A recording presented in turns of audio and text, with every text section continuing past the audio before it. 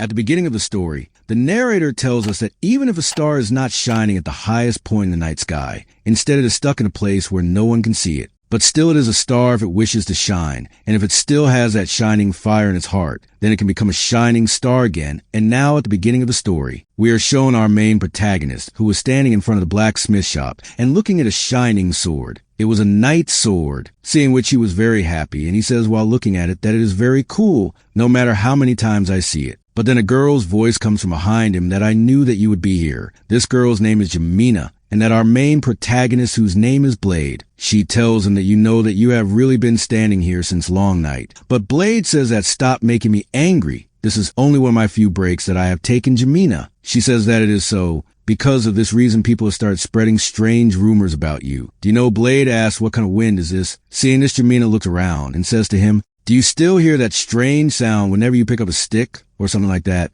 Blade does not give any answer to this. Jamina says that really, what kind of bad things did you do in your past life, due to which you have to undergo this punishment? She also says that who can expect that lightning can strike someone even in a clear day, and the biggest thing is that he is black lightning. You should not stay inside your shop most of the time. He says that the new world that has come is very sensitive to all these things and to this type of stuff, and he works in such a way as if he is an inkster. So if anyone puts him on suspicion, Blade says that why are you telling me such things? Jamina says, do I worry about you? That's why you know very well that most of the people have seen that lightning falling on you, and everyone has already started talking about all this behind your back. That's why you should not stand anywhere like this. What will happen if suppose the church takes you from here? Blade says that no one will drag me with them like this, because if I stand here and look at the sword. Gemini says, if it is like that, then why don't you buy it? He says, no, it is very expensive. Gemini says, but after all, how expensive can it be? It is only a blacksmith, a black alley. So after all, how expensive can it be?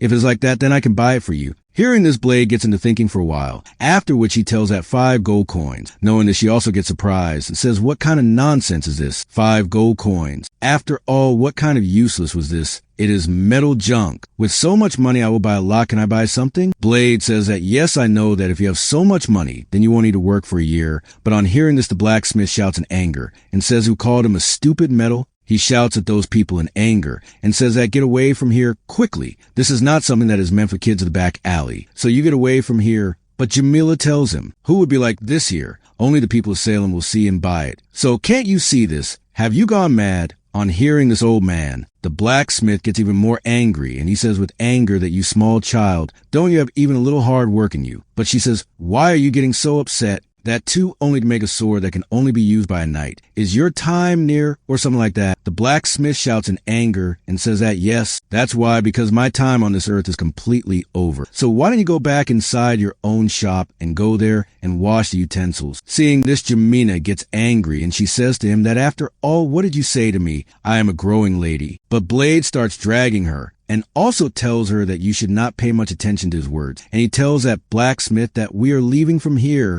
But Jamna says with anger that let me go. I have not done anything wrong here. But blacksmith angrily tells him to stop talking nonsense and get out of here. He sees a land going and says that it is true that it has a lot of poison inside it, but I had given a lot of food before. I did not think that it would do something like this, but then his attention goes downwards where the blade was standing. There were very deep marks on it, looking at which he says that it seems that he was standing here for a very long time, due to which there's a deep pit in the dust here. But due to this, he gets a little disappointed and says that he should stop standing here like this and looking at this sword. This thing will be very difficult for him if he develops such dreams in such a place, because I know this thing very well that a slum child never gets out of slum. So I will sell this sword only to such a person who will be able to get out of here. I cannot leave my last work here to rot like this. Absolutely not to those people, like children who shine with a very bright light at a place. After which we are told about the place that it is the center northern economy. Apart from this, the lighthouse, which is built inside the northern region, is thanks to the Virgin family, because of which power comes here. And we are told about this place that this is 100 years old. A place where, after throwing all the things, it has become very big. After which we're shown a scene of a bar where all the people were busy drinking and with girls. Then a man comes from above, dragging a girl, and he tells her, and he abuses her, and says that, how did you try to scam me here? But the woman shouts and says, but in what way did I try to scam you?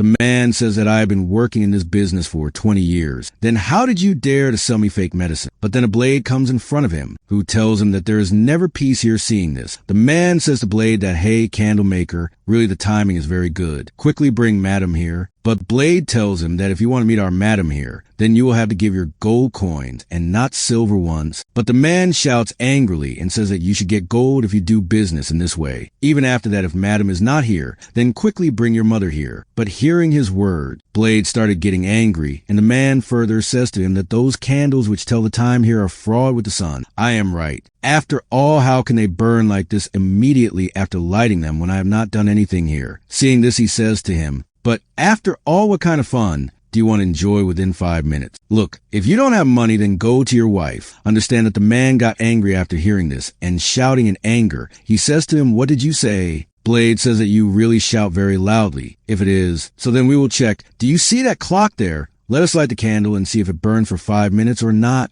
If it does not last for 5 minutes, then you can do whatever you want with this woman. But the man says, why should I listen to scammers like you? But Valad with his angry eyes says to him, I told you that we do it, and if it burns for 5 minutes, then I am going to beat you very badly here. Because of this, the man gets very scared, and he says, what is there in this boy's eyes due to which I am very scared? Blade now lights the matchstick and keeps the candle here, and says, so let's see who's going to scam here. The man was trying to light the candle and was very nervous, and Blade stood in front of him after lighting the candle. The woman was also watching how long it burns, and everyone was also paying attention to what is happening here. But as soon as Blade looks down, he sees that the candle is burnt to ashes. The man looks back to see what time it is on the clock, but he did not remember what was the time before, due to which he gets very worried and thinks what was the time before and what has happened now. But then Blade hits the man's nose with his wooden sword, due to which his nose breaks, and he starts falling on the ground, and Blade abuses him and says that it has been 5 minutes, after which Blade kicks him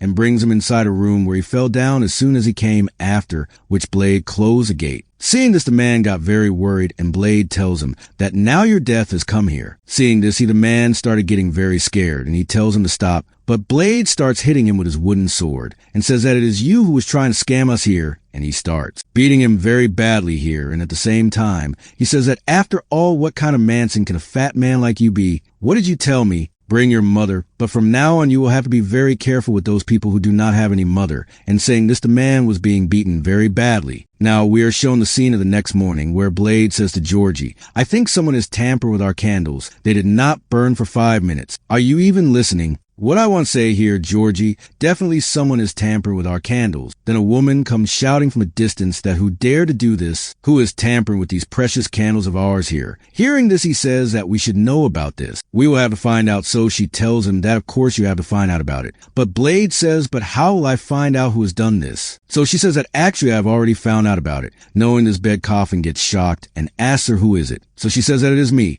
Actually, I was playing a small prank here. And we are told that this is the same madam, and her name is Marsala. She says that actually I was trying to scam those people a little bit so that I can make more money. And seeing her face like this, Blade gets completely stunned, and he is not able to say anything to her, after which he goes from there and says that it means I beat that man very badly here without any reason. But anyway, I could do anything other than all this. I am just a small employee. But as soon as he comes down, that a man says to him that I am really very proud of you. I heard what you did yesterday. You did very well. Will you tell me when I was missing from here what all happened here you sold? The candles very well yesterday, right? I am right. I need some money, but right now none of us has any money. But Blade angrily says to him that what kind of trick are you trying to play with me here? After all, seeing him like this, those people get a little upset. And they say that this way stop scaring me. I have not come here only to ask for money from you. I want to do a fair trade with you. Blade says to him, what trade? The man says, if you give me some money, I will also give you something in return. After which they take him to a place. Actually, those people had beaten a boy very badly. Raising his hair, they say to him, do you remember his face? Why don't you give me 40 silver coins in return? I don't think this is a bad deal. But Blade angrily says to him, but what about his finger and eggless? Seeing this, he says that we did not cut him. If we had done so, then we would not have called you here. We have only taught him a light lesson. He is completely fresh. But now Blade does not have any choice because he had to save his friend here. So he gives him the coins. Seeing this, he says that I knew that we can depend on you. But Blade further tells him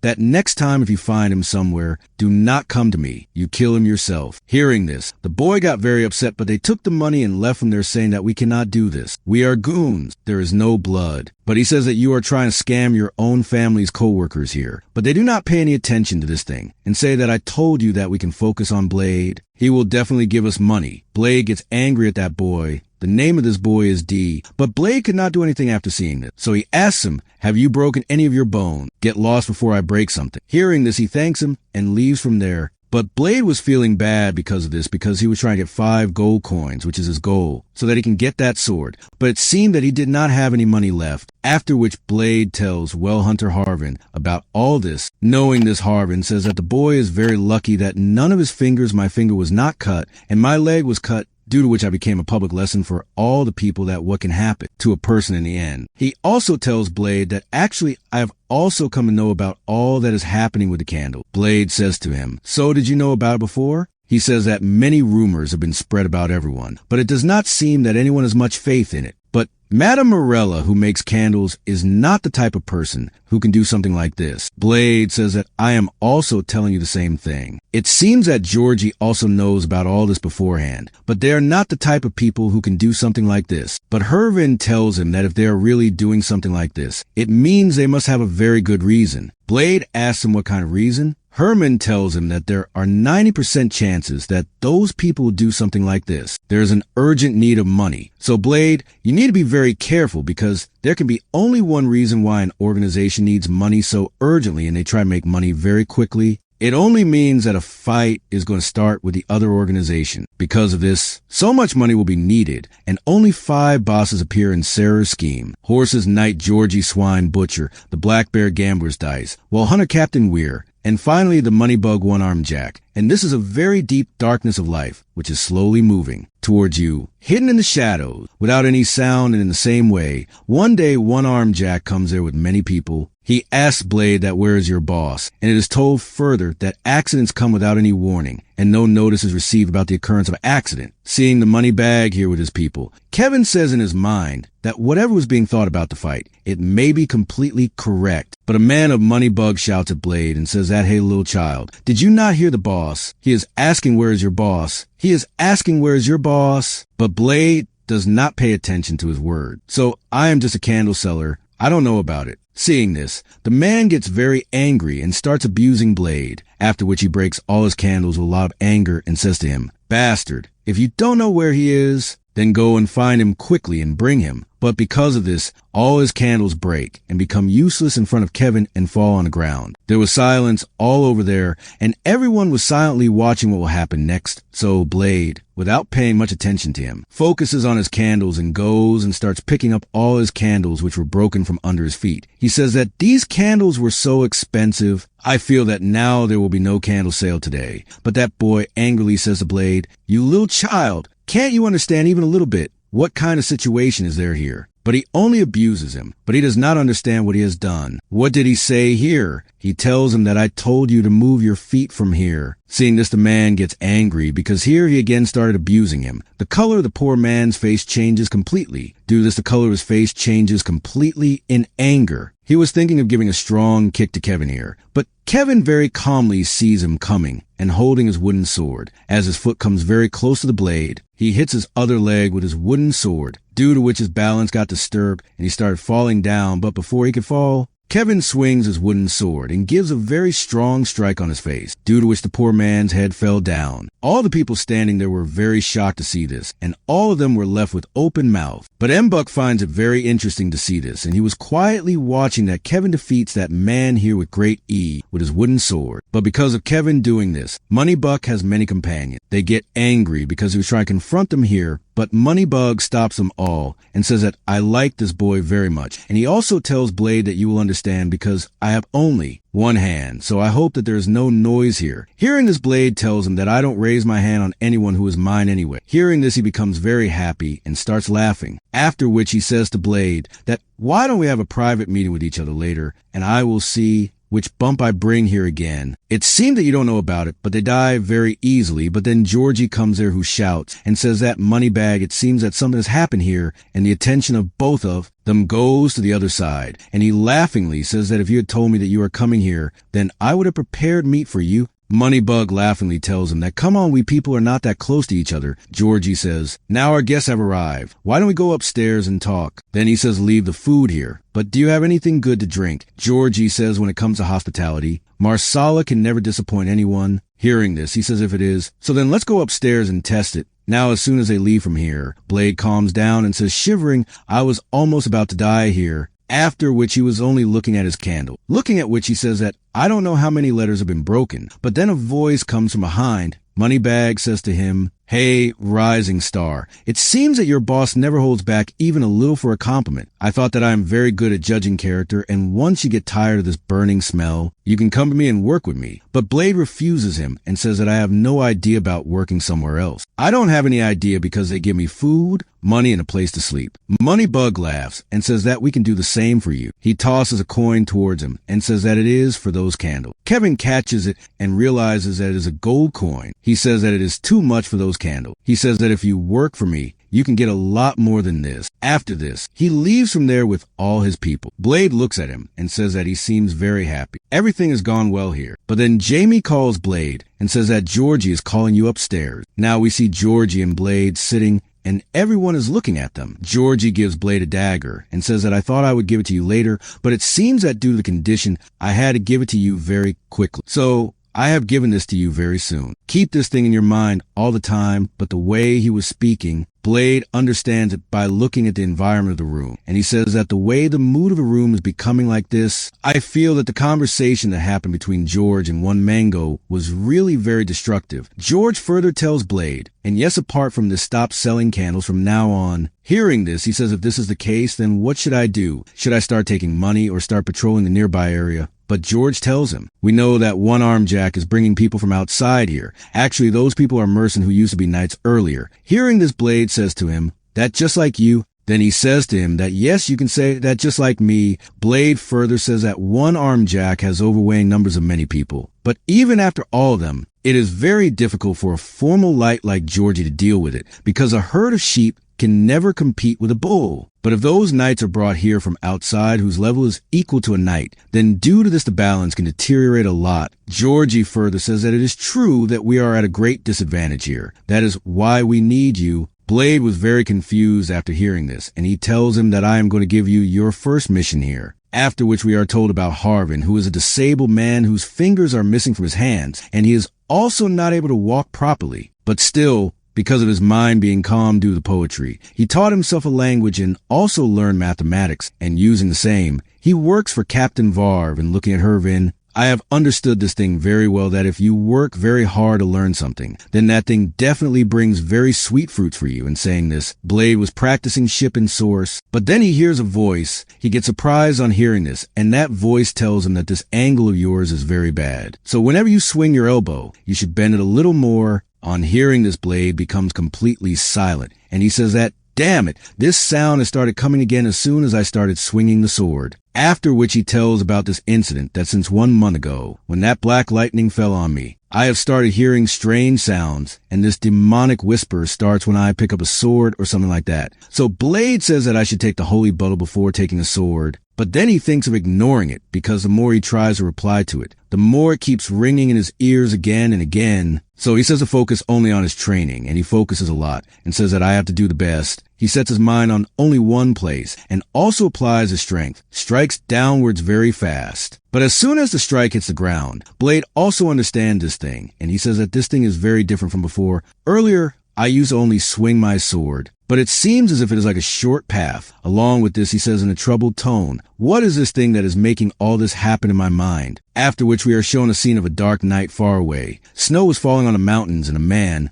reaching blood with his sword, says that you will never experience it. The winter winds are so cold that I can feel it till my bones, but then he senses a man from behind the trees, that a man is standing there. So he says to him, either you are a bigger fool than me, or you have some stupid purpose here. But no one comes out from there. And after coming a little further, he says to him that I don't know who you are, but you can come out here. I have come here, but for a while. Still no sound comes from there. But then a voice comes to you, Stuna. He says, yes, I am Stuna. You are the one whom people call Bleed. I had heard that at least one guide was going to come. With your brown hair and blue eyes, people think that you are probably a noble. Blade gives a letter to Stanga and says that my boss has sent this letter for you. Stanga reads a letter and says that to oppose the other organization, he has called many mercenaries who are just like Knight. That is why he needs my help. Blade says to him, then let me start guiding you. If we start going now, then we will reach there in 2 days. Sting was looking at Blade, after which he says to him, I don't think that I am going to follow someone like a fool in this way. Blade says to him that I am capable enough to guide you. He says to him, but I don't think so. It is not possible that you are so smart. Otherwise, you would never have done such a stupid thing. Blade feels a little scared.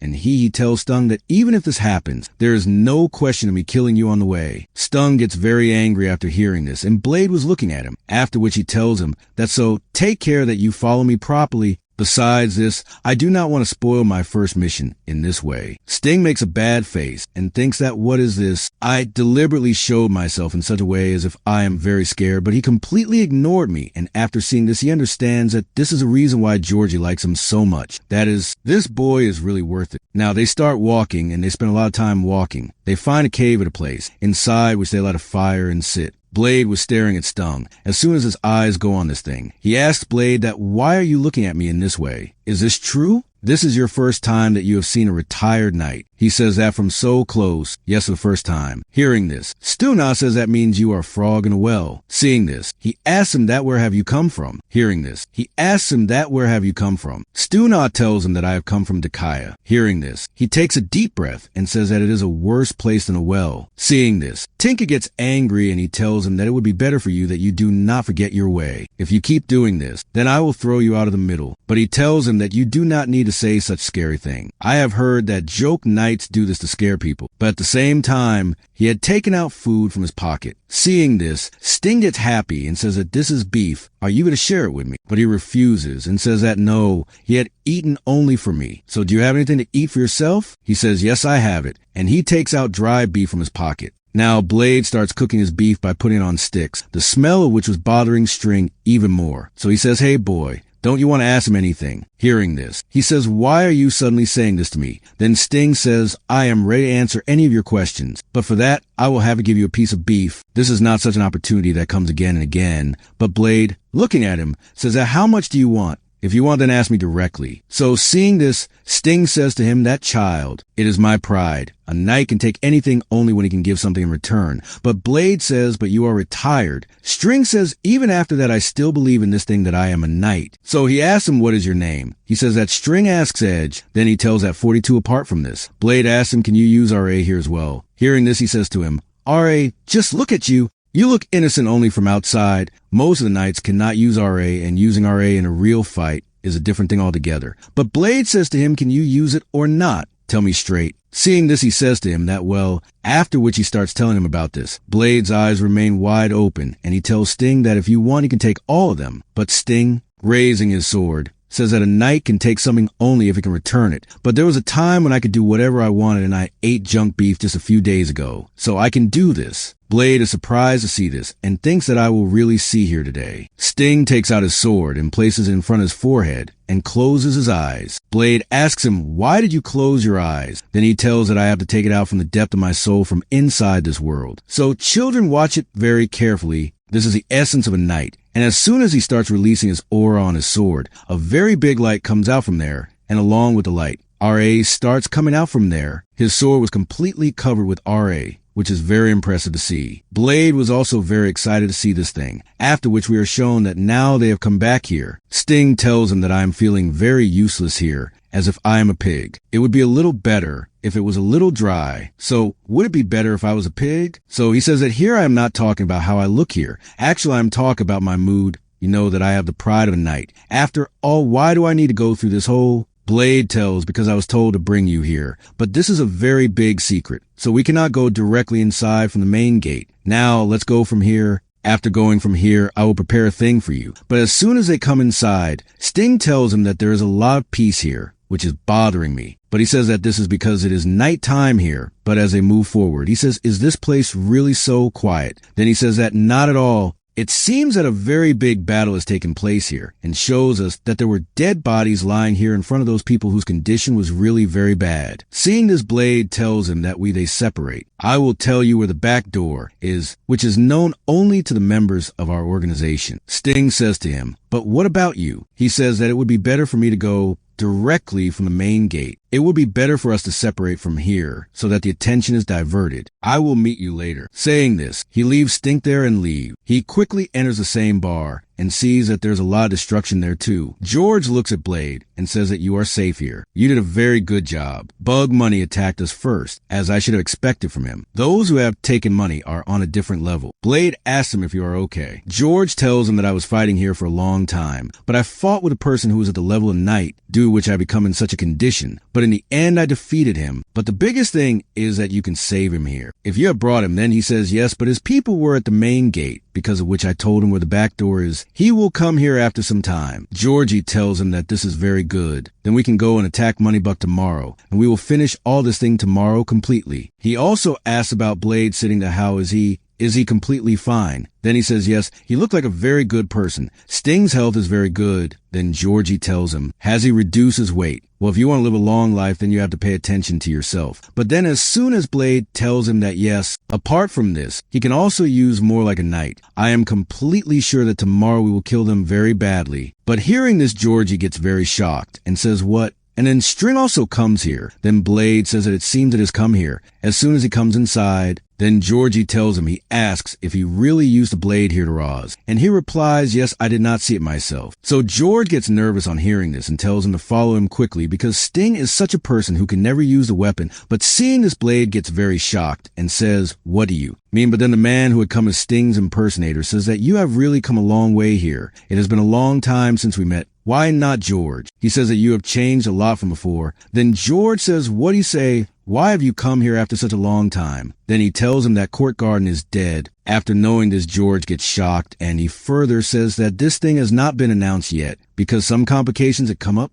but after some time, everyone will know about it. And at the same time, he was filling the liquor, after which he tells George to do the chairs for that pitiful Count Garden. But seeing this, George gets very angry, and he abuses him and moves fast to attack him. And he further says that chase the new Count Modern Sin Mun. And saying this, as soon as Georgie hits him, there's a very big explosion, but everyone is very surprised to see that Stack had come and stood behind Georgie. But actually his name is Gordon, and Georgie starts abusing him with his name and attacks him again. And again, the swords of both of them collide with each other, due to which a lot of powerful pressure is released there. But due to Georgie being injured here, his power was not being applied properly here. Gordon attacks him and also tells Georgie that you should return immediately. This is the first order of the new Count Sinmund. Then hearing this, Georgie says that Sinmund is not my lord. Gordon says that even the Count did not expect that you will come back here lately, and neither does he expect this to happen ever, and shows us that there is a lot of intensity between them. And a very brutal fight was going on. Seeing this, Blade takes Marsala out from there and says that there's a lot of danger here, so we have to leave from here. But as soon as they come out, everyone asks Blade what is happening there. So Blade tells him to come up quickly because Georgie needs all of you here. But before he could complete his sentence, Georgie comes from behind and falls down quickly. He was also quite surprised to see this, and he fell on the ground in front of everyone. And Gordon tells him that even now your choice is as naive as before. As soon as Georgie fell on the ground, there was a very big explosion there, and everyone gets worried for him and says what is happening here. Georgie's condition had become worse due to falling down, and Gordon was watching him from above. Blade tries to attack him by throwing his dagger on him, but he blocks it with great ease. Their eyes meet, but Gordon does not attack Blade here, and he immediately jumps down and comes again to attack Georgie. Seeing this, Blade shouts and tells him that you need to be careful. He was trying to get up, but then Gordon comes from above and strikes with his blade. Seeing this, Georgie quickly moves away and saves him. Gordon asks him that why did you not follow that order that day? Then he says that I am also a human being. I cannot follow any kind of orders like a dog. Then Gordon shouts in anger and says that no, you are not a human being. You are a knight. But now Georgie had many of his men who were ready to fight with him here. Seeing this, Gordon takes a deep breath and tells him that this night has been drawn for a long time and it is very dark. But now I just want to rest. And saying this, he closes his eyes and a light starts coming out from inside him and shows us that Blade is going fast. He was trying to come down from the sword, but as soon as he sees him, he understands that he is using RA here, and at the same time as RA, also started getting released on his sword. Seeing this, Blade screams and says, "No, please don't do this," but Gordon here uses RA and hits a powerful strike on everyone, and we are shown that because of this, everyone gets cut marks in a line. Even Georgie had cut marks here, and then as soon as Gordon uses RA and hits everyone, this strike kills everyone here with great ease. The light coming out of it makes Blade blind for a while, and there's a very big explosion there. After the explosion died down, there was smoke all over there. Blade tries to get up coughing and says what just happened here,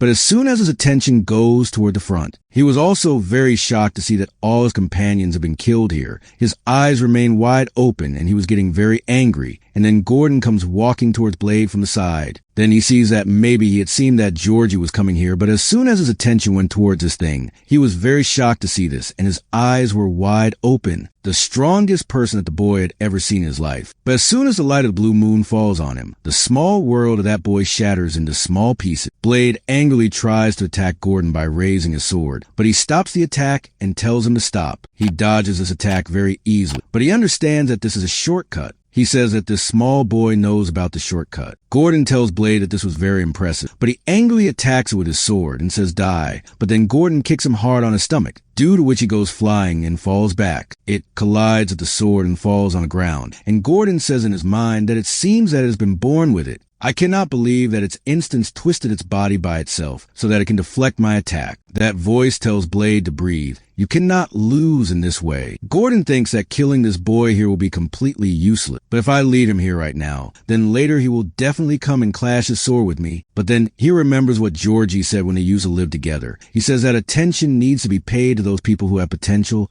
It is really very good. As soon as Gordon remembers this, he leaves him here and says, "Hey, boy, you were attracted to me. A knight always takes a fair prize." Hearing this, Blade says to him, "What do you mean?" Then he tells that neither my name is Stanga nor I am 42. I had taken more from you. Because of this, now I will give it back to you. I am doing this, and beside this, I am taking Georgie's head with me. I don't know what will be its fitting price, but because of my right to win here, I can take it. This makes Blade very angry, and he angrily tells him that I will kill you. But even after hearing this, Gordon does not give him any answer, and while leaving from there tells him that after sparing your life, here do not tell me that you want any other second price other than that beef. But Blade was very angry, and while driving angrily, he tells him that you bastard, I will kill you. Gordon, you just wait. I will come and kill you. Then Gordon, while leaving from there, tells him that we will see this, and we are shown angry tears in Blade's eyes, who were screaming and telling him that one day he will kill him, after which we are shown that Marsala was running away from there with Blade, but due to his condition being very bad, he goes a little further, then his stomach starts hurting a lot, and he comes on his feet. But at the same time, he was remembering Marsala's words where she was telling him a little earlier that get up. Actually, Blade had sat in a corner because after Georgie's death here, he did not have any vision that what he should do next. Blade, get up. Do you want to die here? But with disappointment in his eyes, he does not give her any answer there. Due to this, Marsala gets very angry, and she slaps Blade hard on the face, after which she tells him that boy, control yourself. Along with this, she further tells him, do you know what kind of things are inside those people? There is a difference between those who live in the middle of this town and those who live here in the slum with us. This difference is only of an opportunity. Even if they fail many times, they still have a chance because they can afford this thing. But for us, if we lose here even once, the result is only for once. We die, so we cannot afford this thing, and this is our fate with which we are connected. And so, do not let go of this opportunity that you got once again in your life. She was trying to explain this thing to Blade of Cheek, and we also see tears in her eyes. And this thing happens in the real world, also between high class and lower class people. The scene comes to the present time.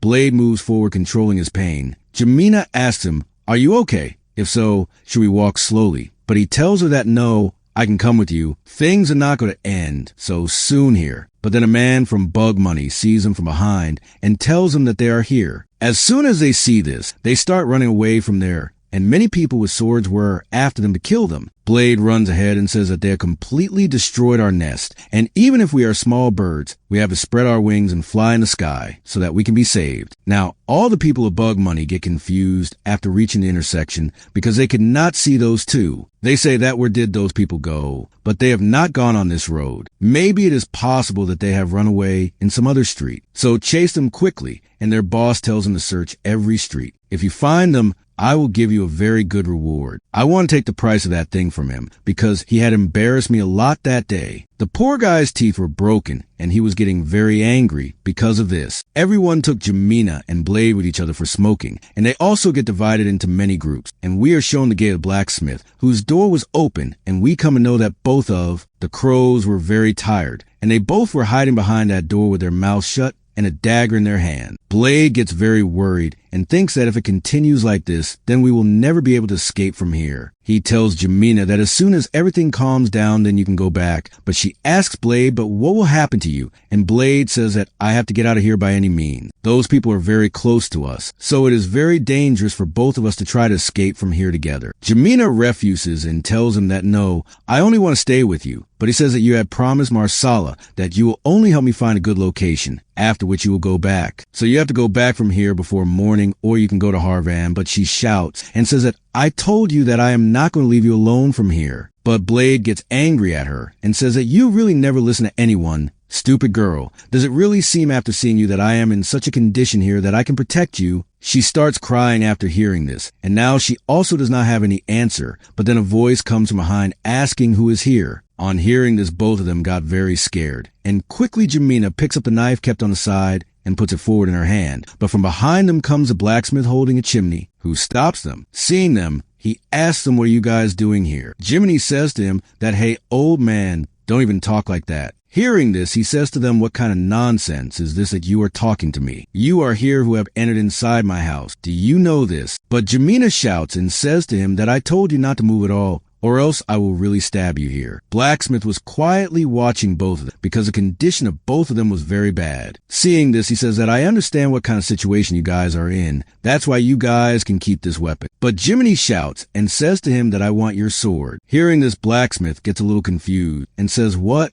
Then she says that the sword which you had hung outside is not safe at all outside the city now. That's why I am not joking with you. Give it to me quickly. Blade tries to stop her and says that put the weapon down, but she insists. She shouts at him and asks him to bring the sword quickly. Seeing this, Blacksmith thinks in his mind that this is exactly how slums work. The true character of the people living in this slum is such that they take things from other people so that they can survive. And when I was young, I was also like this, so I feel that now it is her turn. Seeing Jamina's condition, he tells her that I think this is very bad, but I am not going to do this. Seeing this, Jamina gets very angry and with tears in her eyes. It seems as if she's going to kill that blacksmith. Blade tries to stop her and Blacksmith closes his eyes and accepts his fate. But then his knife turns and Blade gets shocked seeing this because Jamina had cut her hair and offered it to him. Seeing this, Blacksmith also got very shocked and she tells him while crying that even if this thing is not enough right now, I swear that I will return all this to you later. Whatever is here, so please give that sword to Blade. Blacksmith asks Blade that you are leaving all this and going from here. He says yes, and knowing this, he says in his mind that one thing which I used to dream of in my whole life, this little boy is going to achieve today, i.e. to get out of here. But till now, he has not spread his wing. So he gets upset and says that you children have really created a lot of problems for me, and he tells those people to follow me. Now, we show a scene of a carriage where the same blacksmith was going from there with Jamila carrying a lot of garbage. Inside, which Blade is actually hidden here, she says that there's a lot of smell here. So Blacksmith tells her to just keep pushing. We have to go on this path. But then the guards standing there say to him, hey, old man.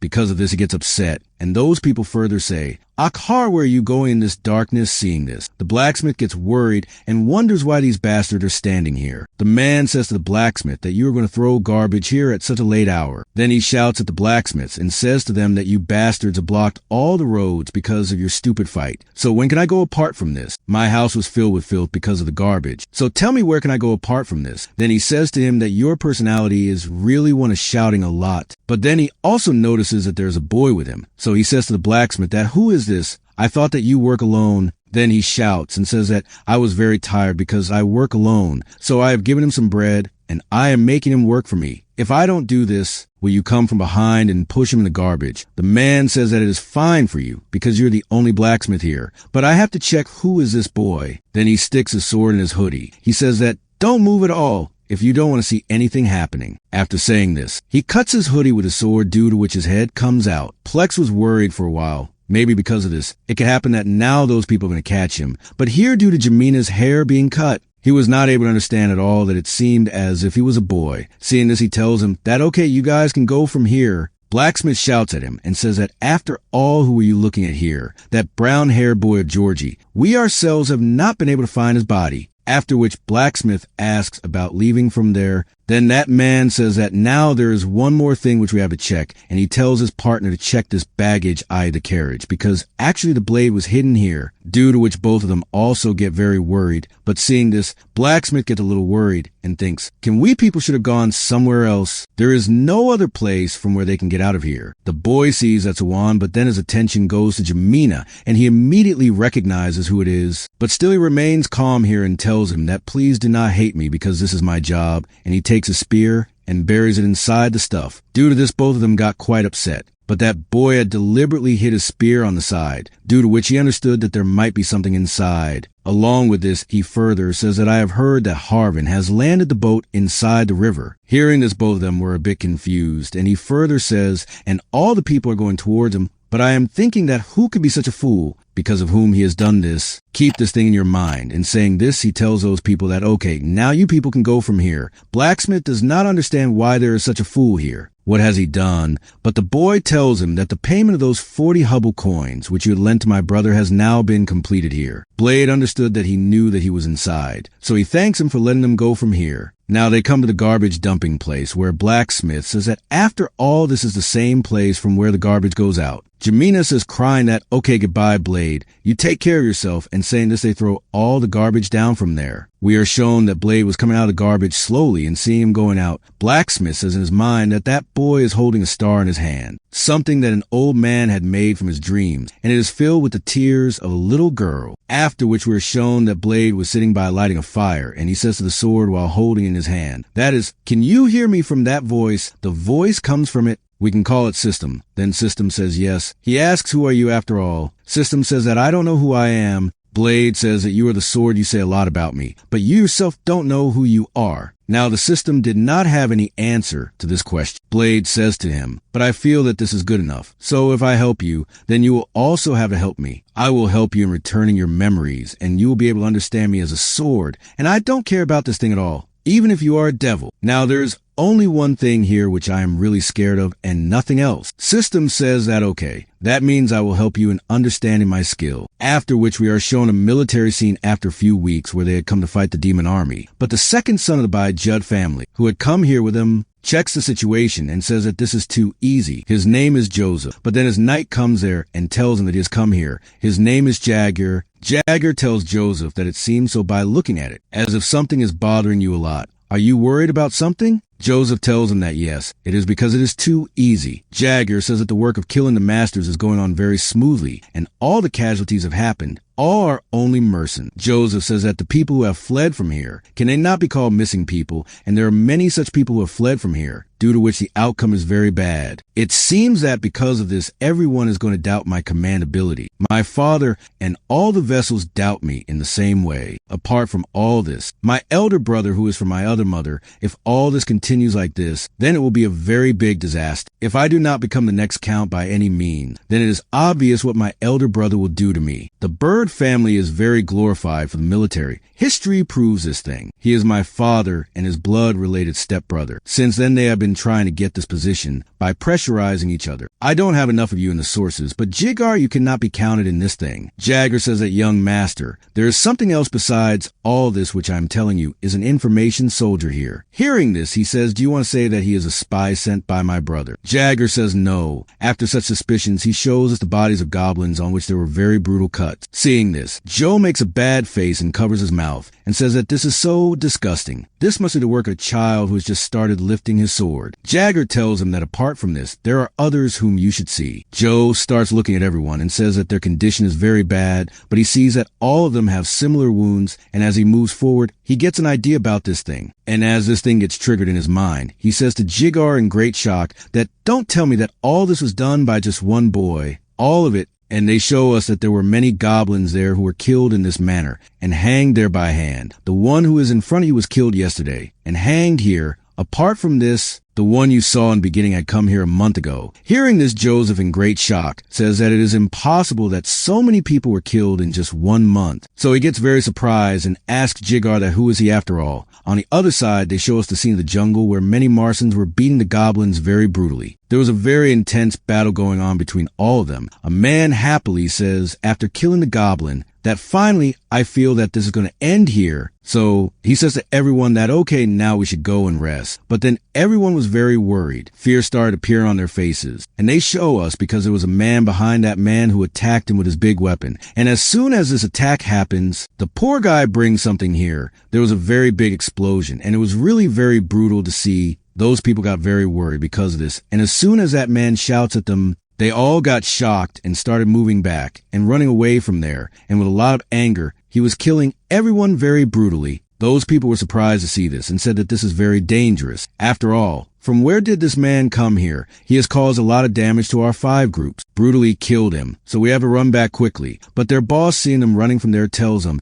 that, what are you guys doing? Go ahead quickly and kill him. They run away from there and say that we did not know that there's a hawk goblin here. If this is your request, then you should have called even more expensive Martian here. We are leaving from here. You go and fight him yourself. That man gets a little upset and abuses him. And as soon as he takes out his sword, but then a man falls in front of him. And as soon as he sees Hawk Goblin, he also gets very upset and he says that it seemed that I cannot fight him. But then we see the steps of someone moving forward and he comes forward walking through everyone. Those people get confused seeing who is this, and we tell him his name is Raymond. And we come to know that Blade is actually here by creating his fake identity and fighting with these people. With this, mercenary has started working. Blade, while moving forward, tells those people that I will handle him, brother. Here, everyone knows him by the name of Raymond, but his real name is Blade, so I will call him Blade only. Hawk Goblin sees Blade moving forward, and as soon as Blade strikes with his sword, due to this, a very deep wound was made on his side, because Blade had cut him very smoothly. Seeing this, he was also very surprised, and Raymond tells him that this is a very light cut, but then his system tells him to avoid it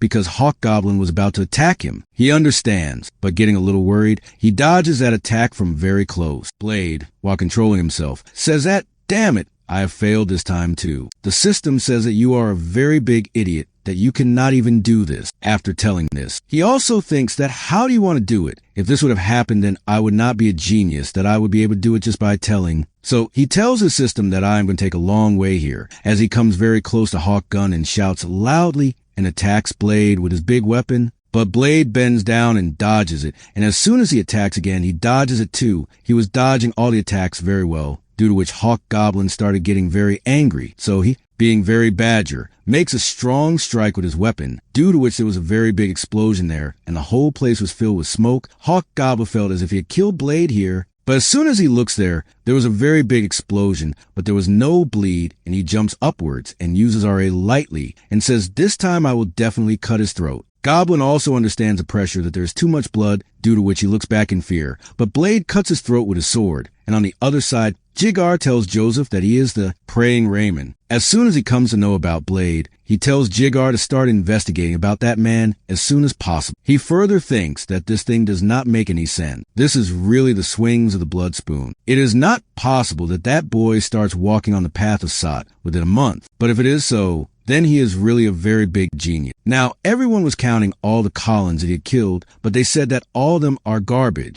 I thought that if Hobgoblin has died here, then there must be something amazing here. But then a boy named Goat comes to Blade calling him boss and says that you really did a great job there. Instead of talking nonsense, Blade asks him to load all the kills he has done. He says that I have already done this, and who can dare to touch all that you have done? Goat further says that apart from everyone, our work here is complete. So after all, you have to do something else apart from this. I mean, is there any other work here that you want to do with me? Because with your smart manship and my brain, we can do something else. But he tells him that I do not believe at all in working with any fraud. Goat feels bad after hearing this, and he tells him that you cannot always work here like a mercenary. I know people very well who fight even better. He was trying to scare Blade here, but Blade tells him, do you know that people get killed because of talking nonsense? He further says that this is only a suggestion, and you should consider as a warning. You can do that because I am scaring you here, that I can even kill you here. Goat gets very scared because of this, and he tells him that I was just saying that you did a very good job. It is a shame that when you're so good, Why do you earn from only one place something that an old man had made from his dreams, and it is filled with the tears of a little girl? After which we are shown that Blade was sitting by lighting a fire, and he says to the sword while holding it in his hand, that is, can you hear me from that voice? The voice comes from it. We can call it System. Then System says yes. He asks, who are you after all? System says that I don't know who I am.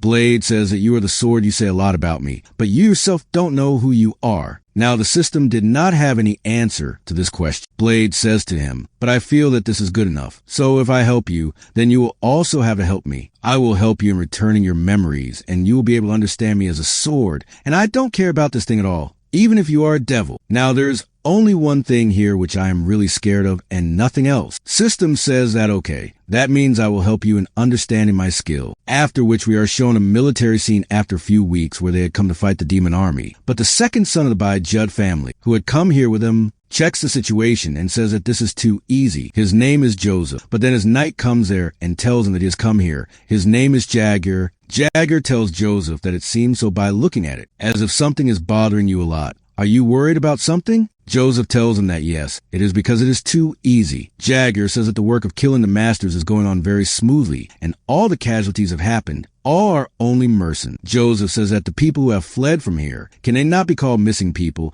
And there are many such people who have fled from here, due to which the outcome is very bad. It seems that because of this, everyone is going to doubt my command ability. My father and all the vessels doubt me in the same way. Apart from all this, my elder brother, who is from my other mother, if all this continues like this, then it will be a very big disaster. If I do not become the next count by any means, then it is obvious what my elder brother will do to me. The bird family is very glorified for the military. History proves this thing. He is my father and his blood-related stepbrother. Since then, they have been trying to get this position by pressurizing each other. I don't have enough of you in the sources, but Jigar, you cannot be counted in this thing. Jagger says that young master, there is something else besides all this which I am telling you is an information soldier here. Hearing this, he says, do you want to say that he is a spy sent by my brother? Jagger says no. After such suspicions, he shows us the bodies of goblins on which there were very brutal cuts. Seeing this, Joe makes a bad face and covers his mouth and says that this is so disgusting. This must be the work of a child who has just started lifting his sword. Jagger tells him that apart from this, there are others whom you should see. Joe starts looking at everyone and says that their condition is very bad, but he sees that all of them have similar wounds, and as he moves forward, he gets an idea about this thing. And as this thing gets triggered in his mind, he says to Jigar in great shock that don't tell me that all this was done by just one boy. All of it.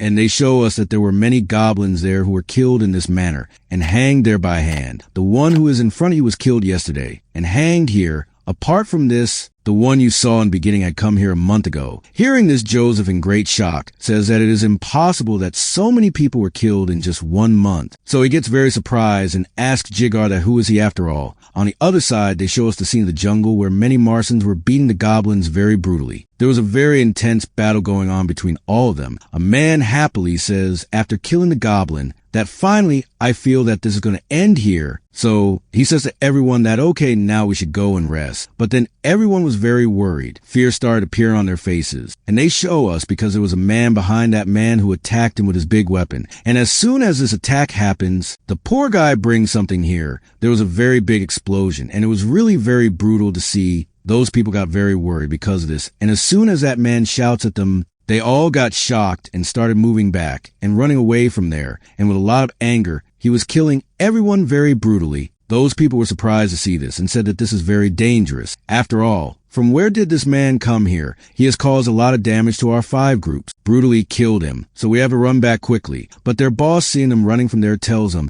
that what are you guys doing? Go ahead quickly and kill him. They run away from there and say that we did not know that there's a hawk goblin here. If this is your request, then you should have called even more expensive Martian here. We are leaving from here. You go and fight him yourself. That man gets a little upset and abuses him. And as soon as he takes out his sword, but then a man falls in front of him. And as soon as he sees Hawk Goblin, he also gets very upset and he says that it seemed that I cannot fight him. But then we see the steps of someone moving forward and he comes forward walking through everyone. Those people get confused seeing who is this, and we tell him his name is Raymond. And we come to know that Blade is actually here by creating his fake identity and fighting with these people. With this, mercenary has started working. Blade, while moving forward, tells those people that I will handle him, brother. Here, everyone knows him by the name of Raymond, but his real name is Blade, so I will call him Blade only. Hawk Goblin sees Blade moving forward, and as soon as Blade strikes it with his sword, due to this, a very deep wound was made on his side, because Blade had cut him very smoothly. Seeing this, he was also very surprised, and Raymond tells him that this is a very light cut, but then his system tells him to avoid it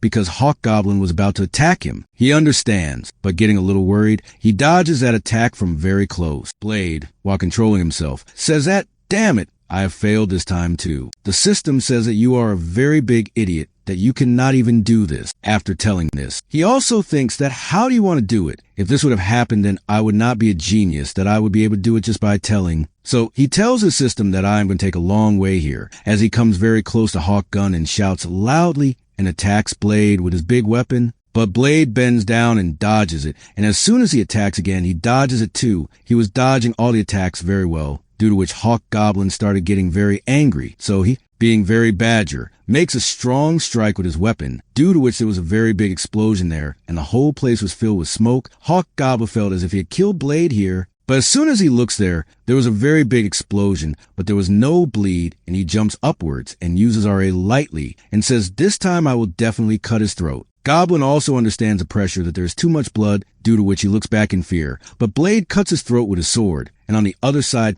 Jigar tells Joseph that he is the praying Raymond. As soon as he comes to know about Blade, he tells Jigar to start investigating about that man as soon as possible. He further thinks that this thing does not make any sense. This is really the swings of the blood spoon. It is not possible that that boy starts walking on the path of Sot within a month, but if it is so, then he is really a very big genius. Now, everyone was counting all the Collins that he had killed, but they said that all of them are garbage. I thought that if Hobgoblin has died here, then there must be something amazing here. But then a boy named Goat comes to Blade calling him boss and says that you really did a great job there. Instead of talking nonsense, Blade asks him to load all the kills he has done. He says that I have already done this, and who can dare to touch all that you have done? Goat further says that apart from everyone, our work here is complete. So after all, you have to do something else apart from this. I mean, is there any other work here that you want to do with me? Because with your smart manship and my brain, we can do something else. But he tells him that I do not believe at all in working with any fraud. Goat feels bad after hearing this, and he tells him that you cannot always work here like a mercenary. I know people very well who fight even better. He was trying to scare Blade here, but Blade tells him, do you know that people get killed because of talking nonsense? He further says that this is only a suggestion,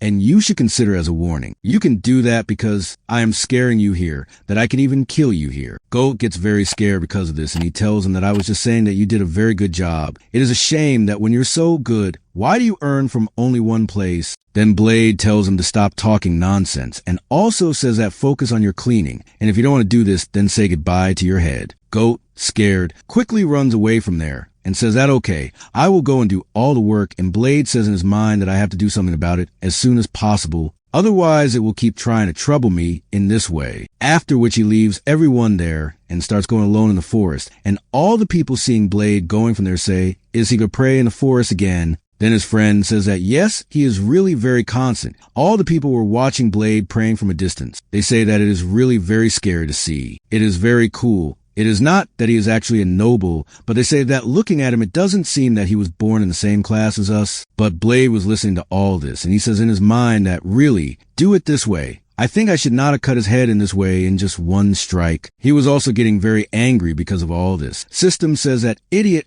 I told you that this principle of one hit, one kill is a lie to surprise all the elements. Blade says, but what does all this mean after all? System says that you know that whenever you raise your sword in front of such an opponent, you should go while bushing. After that, Van hearing this, he makes a bad face and says, am I even able to understand what you're saying here? System says that why are you not able to understand? I have told you that first you have to go to one. And after that, Vash, hearing this, Blade's mind really gets upset, and he says what one in Vash. He was not able to understand anything about all this, but the way he was praying, everyone was engaged in praying with him behind his back. After which we are shown the scene of the camp that those people were eating food. But seeing this, Blade asks those people that what kind of meat is this? Then they say that who knows, but it is free. So who cares about this thing? Goat says that it is very difficult to find such a place where food is also given to the employees. But those people say, and this is a bad family. Then the other man says that yes, you know it is a little salty, but it is much better than nothing. While leaving, Blade tells them that you guys should enjoy it.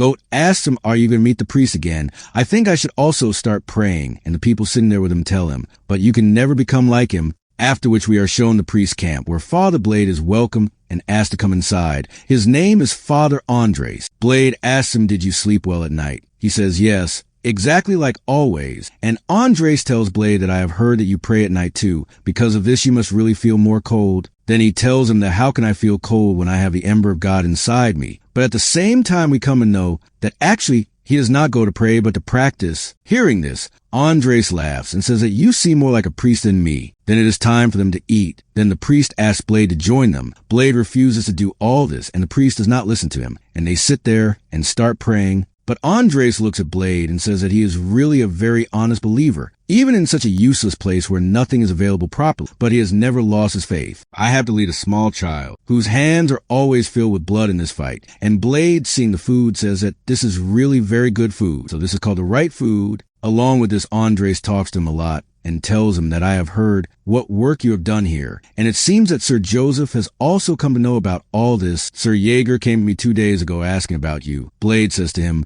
well then what happened next? So he says that I have recommended you. I said, I also want to see how you move forward. Seeing this, Blade becomes very upset and shocked. Along with this, he also tells Blade that the Badge family is a newly formed family of the North. Because of this, the more effort you put in working in it, it will be very good for you, and I know that you can do this. Because of this, his growth could have been very fast. After which we are shown the scene of the jungle where he takes a prayer pose to talk in his system. He had come and he tells him that I think I had become very conscious. Then his system tells him, but we have no other choice. You can learn ship in my source only when you use real experience. Perhaps the biggest issue right now is that you are very close to the priest. He says, I should pay attention to this. The system says, well, that means now at last you must have started feeling that I am not an evil being. Then he remembers many things of the priest where he had told that if someone really has such a high reputation and has great divine powers inside him, then he can possess the title of God of worship. But he tells his system that leave all this. I feel that we should run away from here. The system says that I feel that those people have blindfolded themselves. That is why they have believed your fake identity to be true, because you have very good skills. Blade says, but after some time,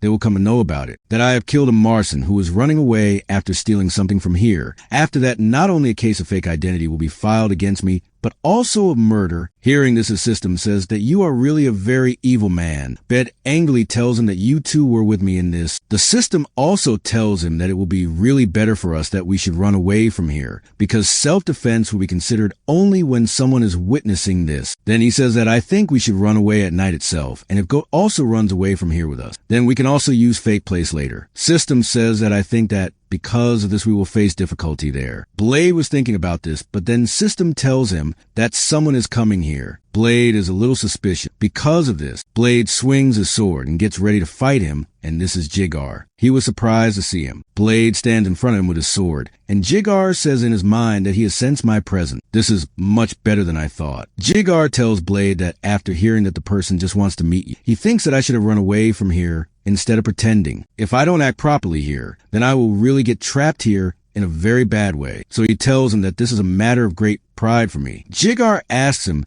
did you come to know that I am coming here? Blade says that I had heard about you from Father, but I didn't think that you will come here so soon. Knowing this, Jigar says in his mind that this is very much interesting. A small boy like him is not afraid of me even a bit here, so he tells Blade to come with him. Blade tells his system that I should try to run away from here, but he tells him not to even try to do so, because this night is at such a level that if you try to take even 3 steps from here, before that it will separate your head from your body. Blade gets very upset, and he says that it seems that now I do not have any choice, after which the scene shifts and we are shown the scene of Joseph's tent, where he says that at least I got a chance to meet you. Blade tells him that meeting you is really a matter of great honor for me, who asks him that are you facing any problem in your work here? But he says that all the people here are grateful to you. Joseph says, but looking at your eyes and hair, I felt that you are a boy from a fallen noble family. He also tells him, and you said that your name is Raymond. Blade tells him that yes, absolutely, but on hearing this, Yusuf says to him that I feel that I should have told you about this earlier, and then Jigar slaps Blade hard on his face. He was surprised to see that Jigar has hit him here, and Joseph tells him that I hate liars a lot, And here, he came to know that in reality, this is not Raymond, but Blade who has come from Sarah. The story continues from the next scene. Blade says to Joseph and Jaguar that it means you people have come to know about me. Joseph says that it has been confirmed that your mother was an unmarried woman, but till now we don't know about your father. By any chance, do you know anything about your father? Hearing this, Blade laughs and says in a heavy voice that it is so funny to ask about this from a boy whose mother was an unmarried woman. Who is his father after all? On hearing this, Jaguar kicks his leg, due to which Blade fell on the ground and angrily tells him that child, remember your menace. Blade gets very angry, but he could not do anything here. Joseph says that there is no need to do all this. If we really think about it, then it is very funny that you have come from within a mercenary group. You must have killed him after which you have come here, and we already know what was the reason that you came here. You have run away from here, but I want to know from where did you learn to wield the sword? Blade does not say anything to him, but there was a lot of anger in his eyes, seeing which Joseph says that such eyes really hide more than a few things. Jaguar takes out his sword on hearing this, due to which Blade got scared because he felt as if he was going to die here. He was biting his lips and thinking what should he do here, after which he tells Joseph that actually I have a teacher who suddenly comes and goes just like lightning. Joseph was surprised to know this, and Blade further says to him that he has not even told me his name, but he told me only one thing. A person who knows a secret can never tell that thing to anyone else. Joseph thinks that his gauge is very unaware, and while apologizing, he says that forgive me only for the treatment. Blade was thinking that this thing really worked here, Joseph. He says that maybe you're not aware of this thing, but I am in a very tight situation here, so I have an offer for you. And he further says that Blade, who has come from Sir, don't you want to rise to higher places like power, freedom, survival, and knighthood? I mean, there are many other things. I, Joseph, want to support you here. So are you ready for this? After which the scene shifts and we're shown Blade fighting with Jaguar. Both of them are doing a duel with each other where Jaguar was, teaching him to fight here, and all the people watching him say that he is holding back here. Surely they're being very lenient towards this boy. Can it be possible that this boy is going to become Sir Jaguar's disciple? He is really so lucky. His future has blossomed from the very beginning. But we're shown that Blade was feeling very scared, and he was also facing a lot of difficulty in fighting here. And Jaguar tells him that you are a very arrogant boy. Were you holding your head high in front of Sir Joseph with your skills? You kid, you don't have any idea what your status is, am I right? At the same time, he was hitting the Blade. Blade gets very upset while trying to block one of his attacks, and says that it is at a very different level, and if I try to dodge it, it immediately follows it, and if I become too forceful in blocking its attacks, then I should attack it. And as soon as Jaguar attacks him, Blade sees the opportunity and swings his sword downward so that his sword slips, and as soon as this happens, Blade takes the opportunity and swings his sword and tries to attack Jaguar, but he blocks this attack with great ease. People watching all this get very excited and say that it is really very impressive. Jaguar says that this is good. At least you are capable of doing all this. But Blade gets upset and says that I could not succeed. If you see, this man gave me a chance here so that I could hit him. Jaguar says that after hearing this, you will fight with me twice every day, in the morning, evening, in this way. Blade gets shocked, and he says, is it twice a day? Jaguar says that the morning spa is over, so don't cool yourself down too much.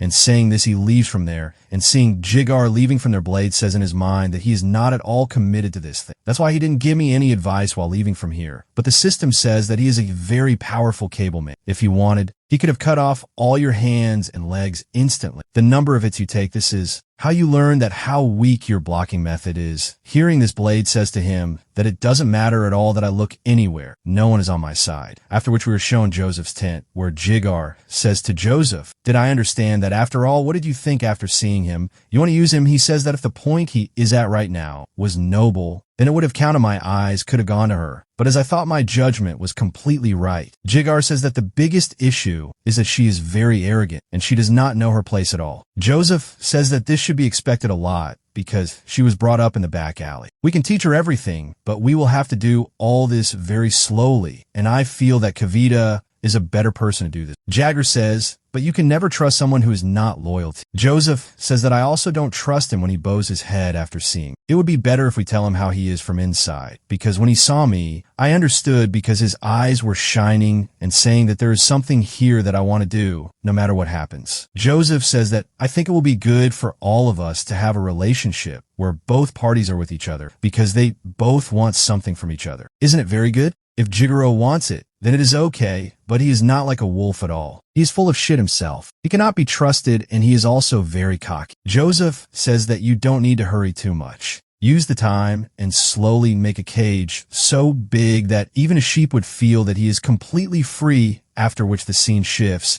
and we are shown Goat in the jungle, who comes shivering and says that it is really very cold here. Is that why there is so much fog here? Along with this, he thinks about Blade and says, does he work for Jigar? So I feel that I need to impress him a lot and gain his attention, and the best thing of all this can be that I do something better than anyone's thinking. Which can happen in this batter, and the best thing of all this can be that I do a very good work such that all of them get impressed by me. But then a higher up comes from behind and asks him if something has happened here. Then he is shocked to see him and says that no, there's nothing outstanding here. Then he is shocked to see him and says that no, nothing has happened here except something ordinary. The knight says that okay, take care of yourself and do your work properly. To which Goat says that I understood. Please don't worry about all of you. Goat was watching the knight going from there and looking at him. He says that everything here has become so hard that even if a needle falls here, it will not reach the ground, and they're patrolling here. I think they will not come here so soon, so I should close my eyes and sleep here for a while. But as soon as he tries to sleep by closing his eyes, then suddenly he hears the loud scream of that knight. That what are you doing here? Goat gets shocked to hear this and thinks that he is also not gone from here, and he looks in that direction where that knight says, are you looking at your child here? After all, what do you mean by all this? Looking at Goat says that, who are you talking to there? But that knight says that it seems that you are a very crazy woman. I am not your child, but before he could complete his words, he suddenly goes totally silent. Seeing this, Goat gets a little worried and says, what is happening, kid? Why have these people suddenly stopped talking? He got a little bit disturbed because of this. After which he started following that and sees that suddenly that knight starts going somewhere else from there. Seeing this, he says that where is he going?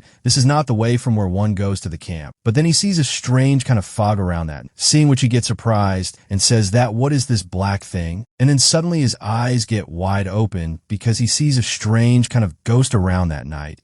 Seeing it is a black woman whose mouth is very big and there's no pupil in the eyes from which a lot of blood is flowing. After which now the next day, we are shown Blade, who after practicing in the forest, while returning, tells his system that my body is hurting a lot. Can't you be a little soft on me? Then the system tells him that, child, this is a very big golden opportunity. There is no dearth of people here who are willing to pay money to fight with Jigar. So as a knight, you can understand how valuable he is. Blade says, but looking at him, it seems that he just wants to beat me up very badly. The system says that this thing makes sense because you're playing a spa match. Anyway, everyone needs motivation. Hearing this, he says that this is really a very upsetting thing. But then he hears a whisper from behind. Goat was calling him while whispering. As soon as he looks back, he laughs and calls him toward himself and says that please look at me. For God's sake, come towards me. Hearing this, he says to him, Goat, when did you come back? I did not expect the expectation group to come here. Goat looks around and says to him, that captain, actually I ran here at night. Hearing this, he says to him, after all, what kind of thing are you talking about here? Do not forget that I have come here only to meet you for your own good. We will know later. We will have to meet and we will have fun there. Hearing this, he says that what kind of nonsense are you talking about here?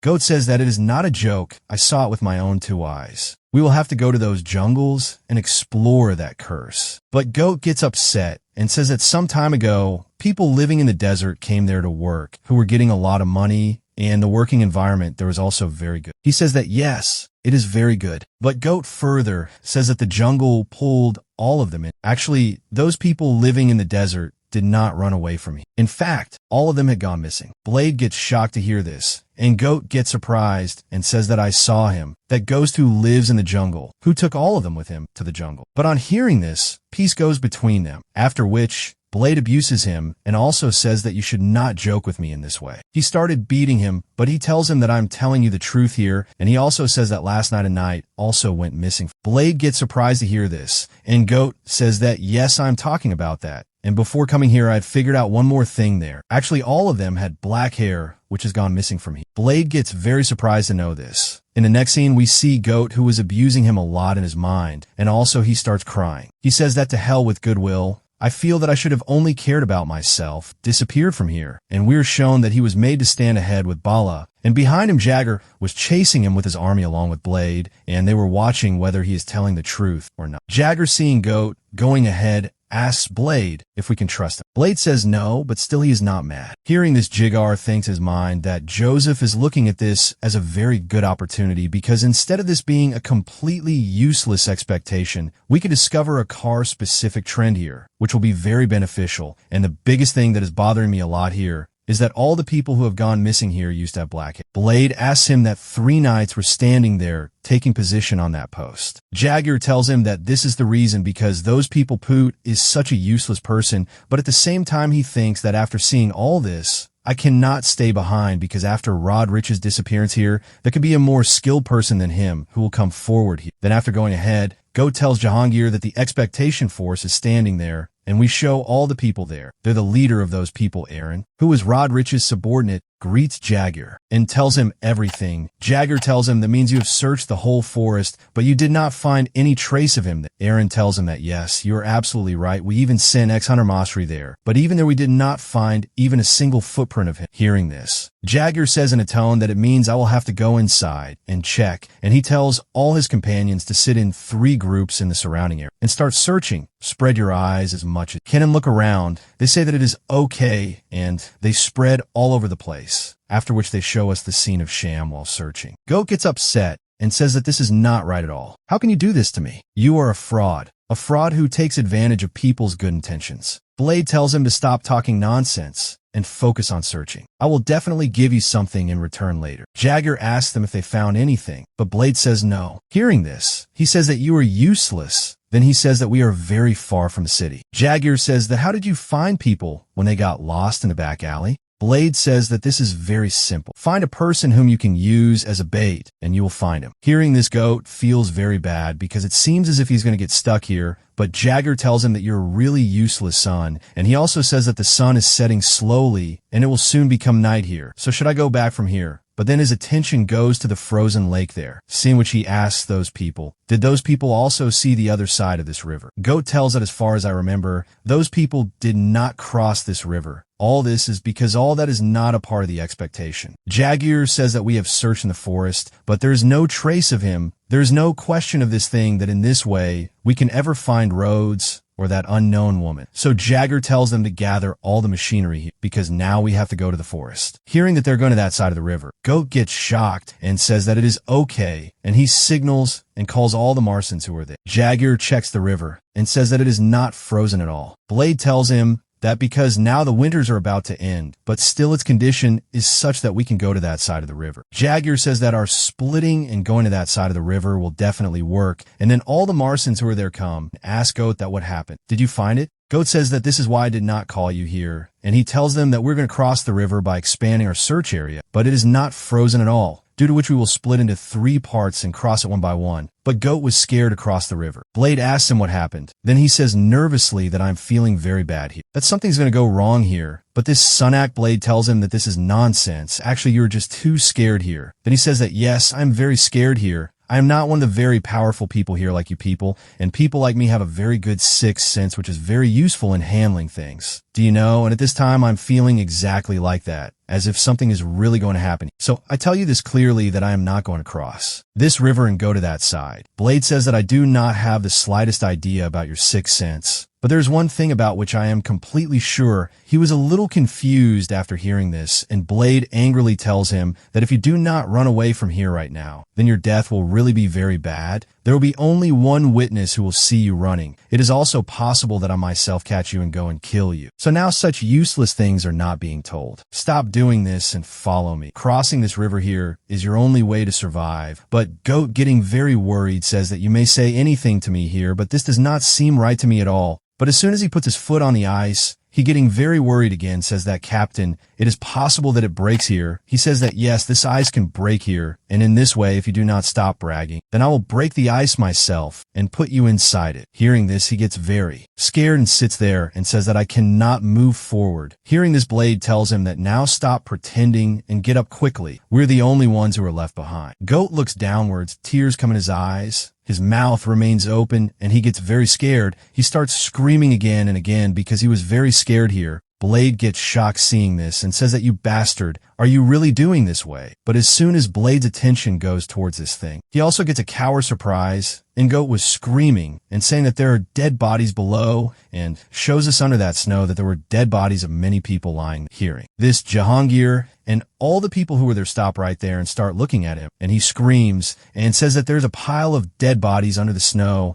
and shows us that there were really many dead bodies under them, which were slowly moving upwards, and suddenly due to all of them coming on top, the whole snow started cracking, and at the same time the snow starts breaking here, due to which those people got scared seeing this. They panic and try to cross the river quickly, but hands of dead people start coming out from inside them, who are trying to catch them. Seeing them here, they get very scared and shout and say, "What is this? We have been surrounded," and they show us that all the groups and all the androids that were there had surrounded them. They ask the scared Jagger that what should we do here? But Jagger also gets surprised to see this, and says that this was a trap, as those people knew very well that we definitely come here. And on the other side, they show us the father and the little boy who were praying there. They say to God that, "Please guide us so that we can walk in your light." But then that boy feels something strange there, and that boy asks the priest that what is happening to you suddenly, because he was trembling a lot, and they show us the cup which was in front of them. Suddenly a lot of darkness starts coming out of the place where the ghost was kept, seeing which the priest was also very surprised, and that area, which was completely clean a while ago, but gradually started getting dark. That ghost had come there in search of her child, who slowly moves forward saying that, "Where's my child? Where's my child?" And we're shown the appearance of that ghost, which is very scary and very horrible. After which the scene again comes on the lake where those undeads were attacking people. An undead attacks the piece, seeing which the piece breaks into 64 pieces, and he starts crying and shouting to the Blade that, "Please help me." Then he attacks him from behind, and we are shown one of his strikes, due to which he was torn from the middle, and he says to the piece that, "Yes, I am." After which we are shown many more ants who are attacking them. They attack them, but Bad gets very angry seeing this. So he starts moving forward, hitting everyone very brutally and with great speed, and seeing this Goat gets very upset. We are shown his face, which is very funny to see because he was very scared after seeing all this. Blade shouts at him and says that, "You bastard, get up quickly and pick up your sphere," but he was so scared after seeing all this that he refuses, saying that, "I cannot do this." Seeing this, Blade gets very angry, and the system tells him that you do not need to get frustrated like this. Before leaving from here, look at a direction from where you can go out. Blade looks ahead and says that, "I cannot go ahead now, but will Sir Jigar be alright there?" We're shown that Jigar was brutally killing many undead there, but now he too was having trouble killing them because their number was more than a few zeros, and there were many people here who became victims of these. Jigar gets very upset and says that, "What should I do about this? There's no end to all this, and this is a trap. It means someone must have planned it. I don't know who did this. Who has done this? I don't know about it yet. Who would have done this? But his target is obvious, which I know very well." So he angrily releases his aura and says that now there's not even a little time for me to hesitate. And as soon as he swings his sword with his aura, we see cuts on the body of all the undead who come in front of him, and the pieces of their bodies go flying in the sky, because here he was cutting all of them with the speed of light. Seeing this, all his companions get happy and say that, "Everyone gather here, because we don't need to be afraid much as long as Sir Jigar is with us." Jigar shouts and tells Blade to go and fulfill his contract quickly. Blade hears him and shouts and asks him, "But what will happen to you?" Then Jigar shouts and says that, "Go from here quickly and try to stop this thing at any cost as much as possible. Go and protect Joseph as you did with." Blade had made the contract. Hearing this, he says, "Okay," and he quickly runs away from there and tells Goth that, "Let's go from here." But he was very scared. He gets up and says that, "Please, Captain, wait for me," and prays that Jose stays safe from all this. Then Rodri comes from behind him, seeing which Jose gets surprised, and here he apologizes to him and says that, "Please forgive me, because I am very late." Then Chicker starts fighting with him, and we are shown Joseph's tent on the other side where he was spending his time reading a book. But then he hears the sound of people shouting that what is happening here, and those people quickly run inside. Say, "Come here with me." Joseph thinks that someone has attacked here, and then a guard quickly comes running there to see Joseph. Hearing this, he asks him, that Verdon, why is there so much noise there? But he does not understand any. Seeing that he cannot find it, Joseph tells him, "Don't tell me that you came running straight to me without even checking whether the eyes were aware of the situation outside." Verdon says, "That is why, because your safety is my top priority, but Jose shouts at him and says that that is why you don't have a sword here which you can bring with you. Warden gets confused on hearing this, and as soon as he looks at his sword, he finds that he doesn't have one, so he shouts in anger that if I was here because of you, then I would have hanged myself by now. Warden apologizes and says that please forgive me here, but then the father comes there with many other knights. Then Joe sees Andreas and asks him, do you know what is happening here? But before he can complete his sentence, the father tells him that it is a very evil power. Just look at how the holy ink is shaking inside this Bible. Jose gets very shocked on seeing the condition of the Bible and says that what is written in the Bible is shaking like a leaf shakes in a storm. It means that anyone is not an ordinary object. So Jose asks father if there is any way to stop it. He says that I do not exist. I cannot do this. I can only try with my divine power to not let it come to you as much as I can. But the way evil has been looking, I don't think I'll be able to be of much help here. Jose Vijas tells him that, well, that is so. But at the same time, he says in his mind that there is no such knight here who can come out of here, create his own world. But right now, is in front of me are my only options. So he tells all those knights that let's move ahead. The story continues from the next scene, and as soon as he comes out of his tent leading everyone, he looks in front of him that there's a mess of fog, and especially there's fog. And because of that fog, all the people there felt as if their throats were getting choked. So Jose asks father about everything. Is there fog due to which people are in such a condition? Father says that there's one thing called fog, which I can say here that this is not a normal phenomenon. Joseph says that I am also understanding this, but then he starts sensing its presence, and he hears that my child, they see that ghost inside that fog, which was looking very horrible. And while searching for her child, she says that where is my child, father? And that boy gets very shocked after seeing him, and all of them were left with open mouths. They are also surprised to see that there is really such a thing. Anything can exist here. The ghost moves forward and says, where's my child? But as soon as she looks at those people, she laughs looking at Joseph and says that finally I have found you. They're my children, and the evil that comes out of her eyes is really very horrible. And she moves towards Joseph and says, come my children, come to me. But before she can extend her hand to Joseph, she starts feeling a strange pain in her hands, and her hands start burning. She screams in pain and says, my body and my child. And we're shown that a father and a small child had started chatting here, due to which a holy barrier was formed here. Somehow they saved Joseph here for some time. But this ghost was very powerful, which only says in its mind. But in the end, no question arises here that even Jigar could not face it here. Karen and Maximum, both of them are not capable of this thing, due to which he lost here immediately. That ghost was trying to break the barrier and come inside. And while crying, he says that my child, and Joseph, seeing him, says that this ghost is deliberately trying to make me its target here. But after all, who can be that because of whom it is doing all this here? Due to this, Joseph was getting very upset. And then blood started coming from that little boy's mouth, and his breathing stops here. Seeing this, the priest tells him that please keep yourself safe. At the same time, he was trying to continue this breathing, but due to the stopping of that boy's breathing, this barrier becomes weak, and that ghost extends his hand inwards to come inside. But on seeing this, the boy starts his breathing again, while crying, due to which that barrier started becoming strong again, and he pushes that ghost back. Seeing this, Joseph says that the priest has reached his limit so soon. He says, I think that the encounter can stop anytime, but this night is still very long, so we have to wait a lot for the next morning. But then his attention falls on the blade coming from behind, and seeing it, he says, is this the same boy? The blade was coming very fast from behind that ghost to attack him. The ghost also senses the blade, and as soon as she looks back, the blade was moving very fast to attack the ghost using the aura, and we're shown the scene of 2 minutes ago, where his system tells him that this ghost is made of a shrub, because of which no normal sword will be able to make any scratch on it. Blade asks, then what should we do? System says that you can use RA here. Seeing this, he says that you're joking with me here. Then System, after thinking for a while, tells him that there's another way here. He asks, what is the way? Then System tells me that if you let me use your body here for some time, then I can do this. Blade says, can this thing really be possible? System says that I know, and I can use RA also, but I do not have the slightest idea of this. If suppose I come inside your body, then I will not be able to come out of your body for some time, even if I want. So if I tell you the truth, then I do not recommend this thing to you. But Blade says that if I do not kill it here, then it will kill me. System says this is the way of a sword. If you do not kill it, then it will kill you. So Blade, after thinking for a while, tells him that let's do this. System asks him for a shirt. Then he tells him that I have made a promise with Joseph. So if I want something, then I will also have to do something. I will have to devote myself not for loyalty, but for my trust. The system says that I respect your choice. After this, and again comes to the present time, where Blade had come very close to that ghost, and that ghost, seeing him, roars loudly to attack him. Then the system enters inside Blade and tells him that you have to close your eyes,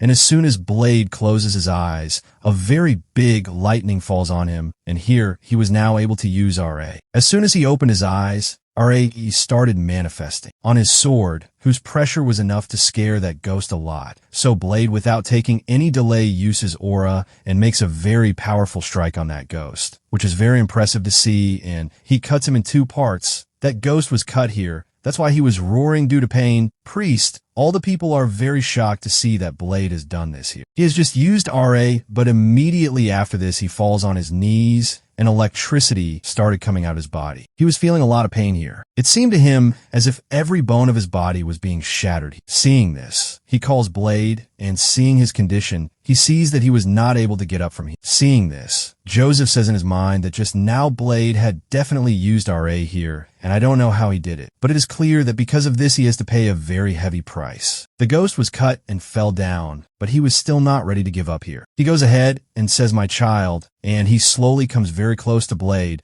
but he is not able to get up from Blade now, due to which he came close to his Kavdada, and it seemed that he would kill him here. But seeing this, Joseph thinks that Blade is going to die here. He quickly moves towards him to save his life. Seeing this, everyone gets even more shocked. Jose, while picking up the blade, tells him not to lose courage. "I am with you," and he had brought him here to take him forward. But the ghost, crying, catches Jose's leg, because of which he also suddenly falls on his knees. He also says that, "Viking, I am not even capable of getting up and running from here." He was very scared because of this. But then his knight catches him and apologizes to him, says that, "Please forgive me for this rude behavior." He catches it tightly and throws it in the air, due to which Joseph and Blade fly in the sky and get out of the clutches of that flesh. And as soon as they both fall down, the father was also a little surprised to see this, and Joseph says to that knight that even though this was the first time, I am really very happy to see that you're on my side. Now Blade was also able to control his pain a little bit here. So he gets up shivering and says to the father that, "Please bless my sword here with your blood. We have to kill this woman here." The father tells him that it is okay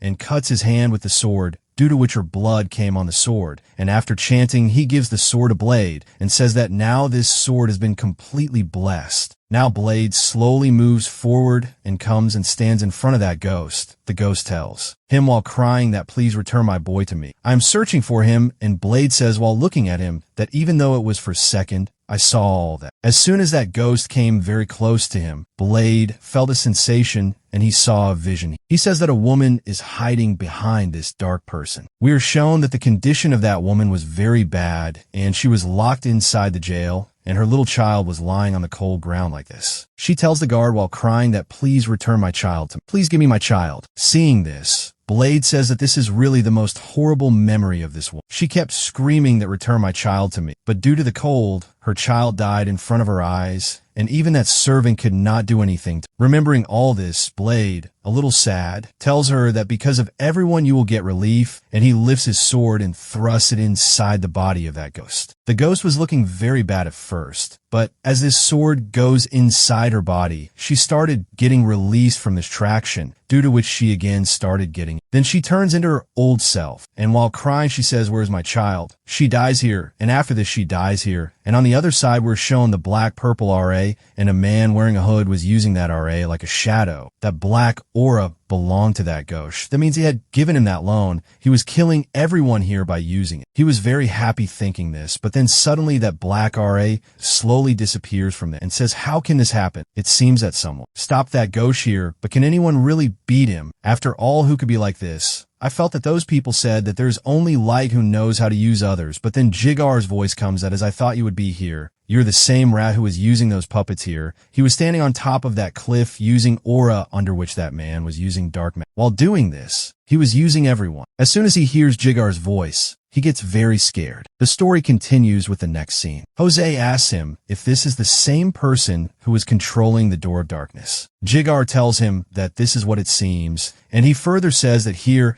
is the same curse object that the woman was looking for last night. Now, this chest has become a coffin of that child. Jose says that give all these things to the priest. When we reach here, he will definitely investigate after checking all these. After which he further says that our expectations have completely failed here. Seeing this, Jagger tells him that I'm also feeling very bad about this. He says that even though we have failed here, still we have set our foot in the light. His son asks Jigar that boy was of any use here. His son's Joseph tells him that it seems I have found him, a person who can replace me as a sword. That boy will become such a swordsman in future who will shine much brighter than all the people. After which we are shown the scene of Blade, who gets up and says in a very shocked state that I was lying unconscious here for 3 days straight. The system says that yes, that is why you need to be more careful next time, and I also did not know that the recoil can really be so extreme. He says, but this is very good, but I felt that we will finish the matters there and come to the camp immediately. The system tells, but those people were waiting for you to recover, and seeing that boy named Joseph, it seemed that he is very worried about you. Hearing this, as soon as Blade comes out of the camp, he sees that there is no one there. So he asks the system that everyone has left from here, but this cheese also thinks that after what has happened here, everyone will run away from here. But then Goat comes there and tells him that, Captain, you have woken up. Do you know how much I was worried about you? But seeing him, Blade gets a little confused and tells him that the boy who was shouting in fear that I have to run away from here, see? He has stayed here for the longest time. Goat says that I have stayed here for sure because they have promised that till we do not return from here, those people who will stay here will get more money. And apart from this, do you know that when you were not even able to ride a horse, I brought you to the camp by carrying you on my shoulders, and they were saying that there is a lot of danger for the nights, so you'll have to give me something later. Hearing this, he tells him that yes. Okay, I will try. Goat tells that Sir Jigar, he had said that as soon as you wake up, I should go and report to them, and Sir Joseph is still inside their back raid, so you can go there quickly. Seeing this, Blade praises his work and starts leaving from there. Then seeing Goat leaving from there, he says to go and tell them everything about me. Don't forget these things, okay. Seeing this, Blade says in his mind that some god please make him quiet. Now after Blade comes inside Joseph's tent. Joseph gives him a drink and asks him if he drink. He says, yes, I can drink because I used to work inside a bar, but I have never drunk this. Hearing this, he says, but this drink is of a noble man. But first of all, I want to thank you here. I mean, you could have run away from here. But he says, but we did not make any contract. Joseph says that as you had promised me that you will have faith in me and not loyalty. Along with this, he thinks that the contract is nothing but just words, but still this boy fulfilled it. He is such a talented boy that I cannot afford to lose. No, he is such a talented boy whom I must be past. So Joseph says that if that is the case, then this time I must fulfill that part of my contract which comes towards me. I will give you a reward here which will be very worth it for what you have completed here. So he tells him that I formally invite you to join the Besson family. Hearing this, T gets really surprised, after which we're shown the scene of the Boyd family's count, who is otherwise Jiga, tells Joseph that Mars has been sent away from him. Hearing this, he says that you did a very good job, but the report of the expectation team is still pending, due to which we will have to stay here for 1 or 2 more days. Jagger was looking at Blade, and he was staring at everything a lot. Seeing this, he says to Blade that this is your first time that you have come here. He says that it does not matter that wherever I go, it is my first time. Seeing this, he laughs and says to him that you are really a well-wisher. Knowing this, Joseph says to him that if it is, so then you should take leave for today and go and roam around the city. But Jigar says to him that you should not get lost here, child, and come back inside the city hall before nightfall. He says that it is okay,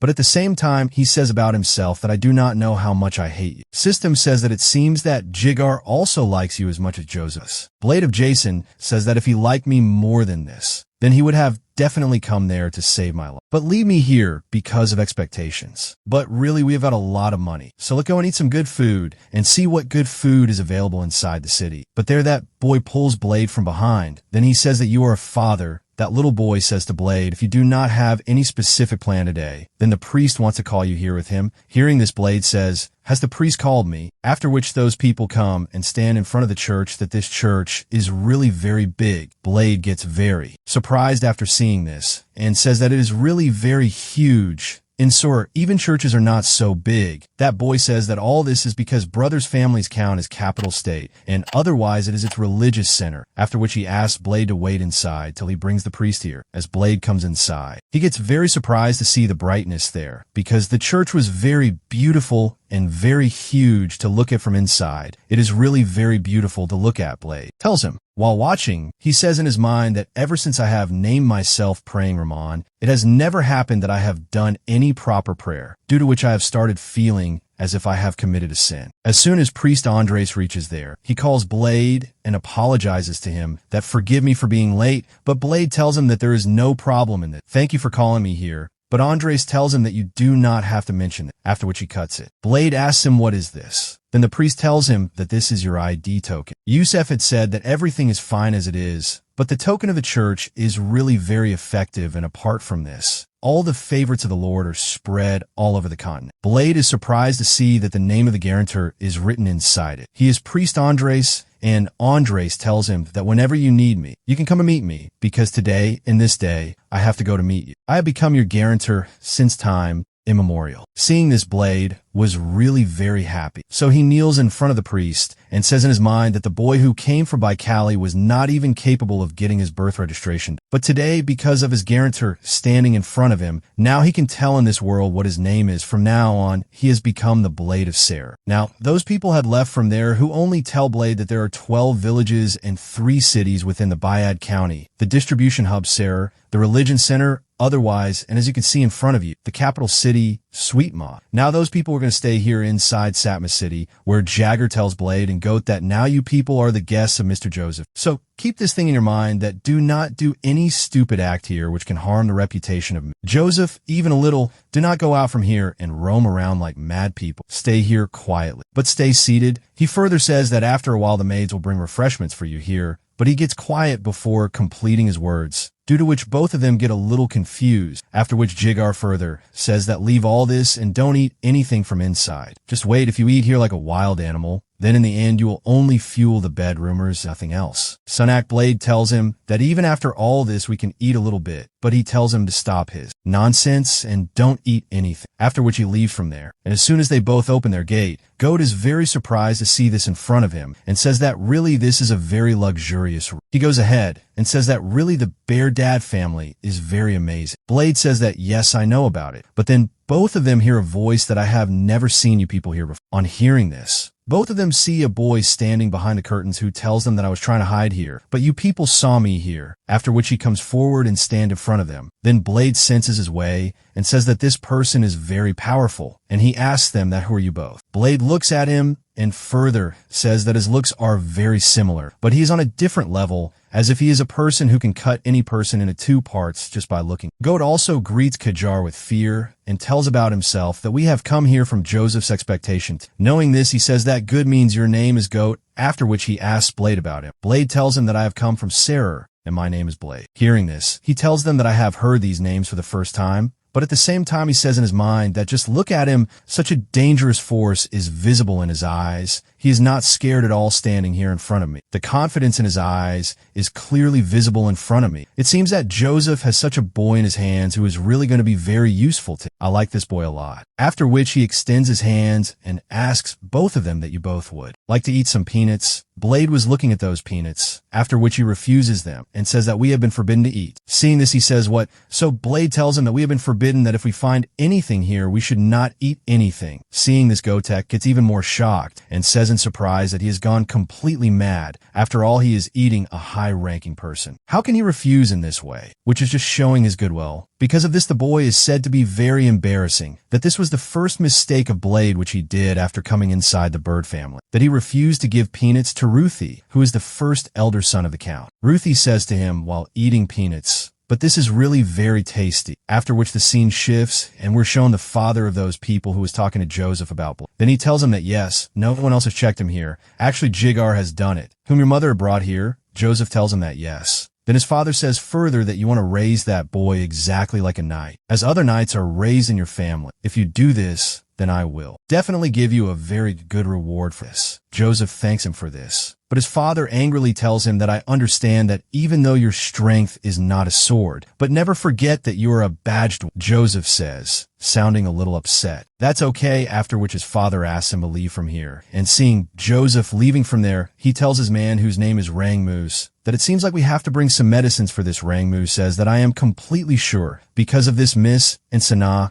will also feel very good. Okay, Sanaa, is his mother. Jose's father tells him that she really cares more when it comes to her child, after which he asks Rangmoose that what do you think about the report given by Joseph. Rangmoose tells him that we need to take this thing seriously because strange things have started happening here one after the other. The story continues from the next scene. Joseph's father tells him with a lot of anger that we have to find out who is behind this. Who has the guts to come to our land and do such an evil act? This report has come from here. Ragus says that it seems that this is apparently the ritual of death or some curse technique. I feel that this work is done by the master of the dark mage. Or it may be that this is the work of more than 2 dark mages. Hearing this, he says to him, that means you want to say that if there can be 1 or 2 people inside it, it means that this is a group or an organization. Rangmoose says that yes, this can happen. He tells him that even if it is so, nothing can be changed. Ever since this bid house has been built here, there has not been a single scratch on it, and we are fully prepared for this. If anyone tries to come in our way, we will finish them all. So I hope that you will try to find those people as soon as possible, because of whom my son was in a very big danger, and they were creating havoc in this way by coming to my land. After which we're shown the evening scene, where Joseph tells Jigoro that the report took a lot more time than we thought. You people have really waited too long. Goat tells him, no, it is not like that. Joseph, seeing him, says that you're a goat, right? Then Goat, getting very excited, tells him that yes, sir. But Joseph drives him away from there and says that we will talk about your revert tomorrow. Seeing this, he starts crying. At the same time, he thinks in his mind that I was waiting here hungry and thirsty since the whole day,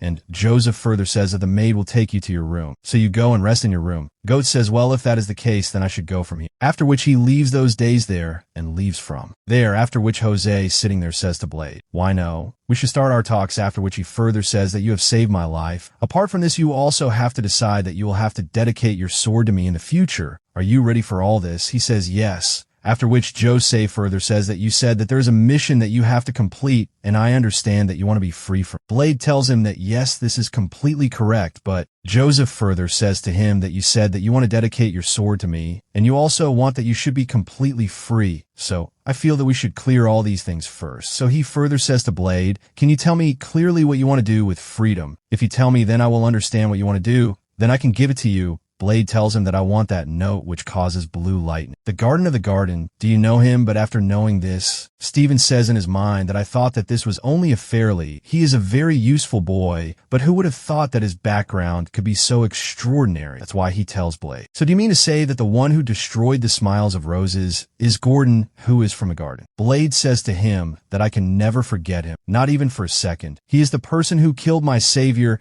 and also destroyed the world in which I grew up so much. And at the same time, he is such a person for whom I cannot do anything. But he is much above admirable. Knowing this, Blade says to him, well, it is so. And also he says in his mind that I had already brought such expectations. Anyway, Joseph is only a boy of account. But apart from this, I am very happy that he told me the truth. Here, knowing this, Blade says to him, if it is so. But before he could complete his words, Joseph says, let us modify our contract here. I offer you a 7-year contract here. Seeing this, Blade gets a little surprised, and he further says to him, even if you don't know much about it, I don't know, but my pride as a noble man is very high, so I always keep this thing in my mind. Any kind of action can be very great for me. But Blade says in his statement that I don't know much about everyone, but it seems that because of this, I am making it very unplayable that to save my life. I will make your future much better. I want to give you clothes. I want to feed you. For these 7 years, I will train you, and I will raise you as a knight who will not fall so easily, no matter where he goes. Blade gets very surprised after knowing about the knight, and Jose further says that in return, I want you to be loyal only to me, and in these 7 years, you cannot do anything here, even for Gordon, unless I tell you anything, and you don't worry. Whatever matters happen in the back alley of Sora. I will also give you permission to do all that. Maybe I can help you in this thing. Because I had heard the name of a child whose name is Jamina. The Covenants are really surprised to hear about him, and Joseph further says to him that what do you think you can achieve with just a single sword? Anyway, a sword is not the only weapon in the whole world.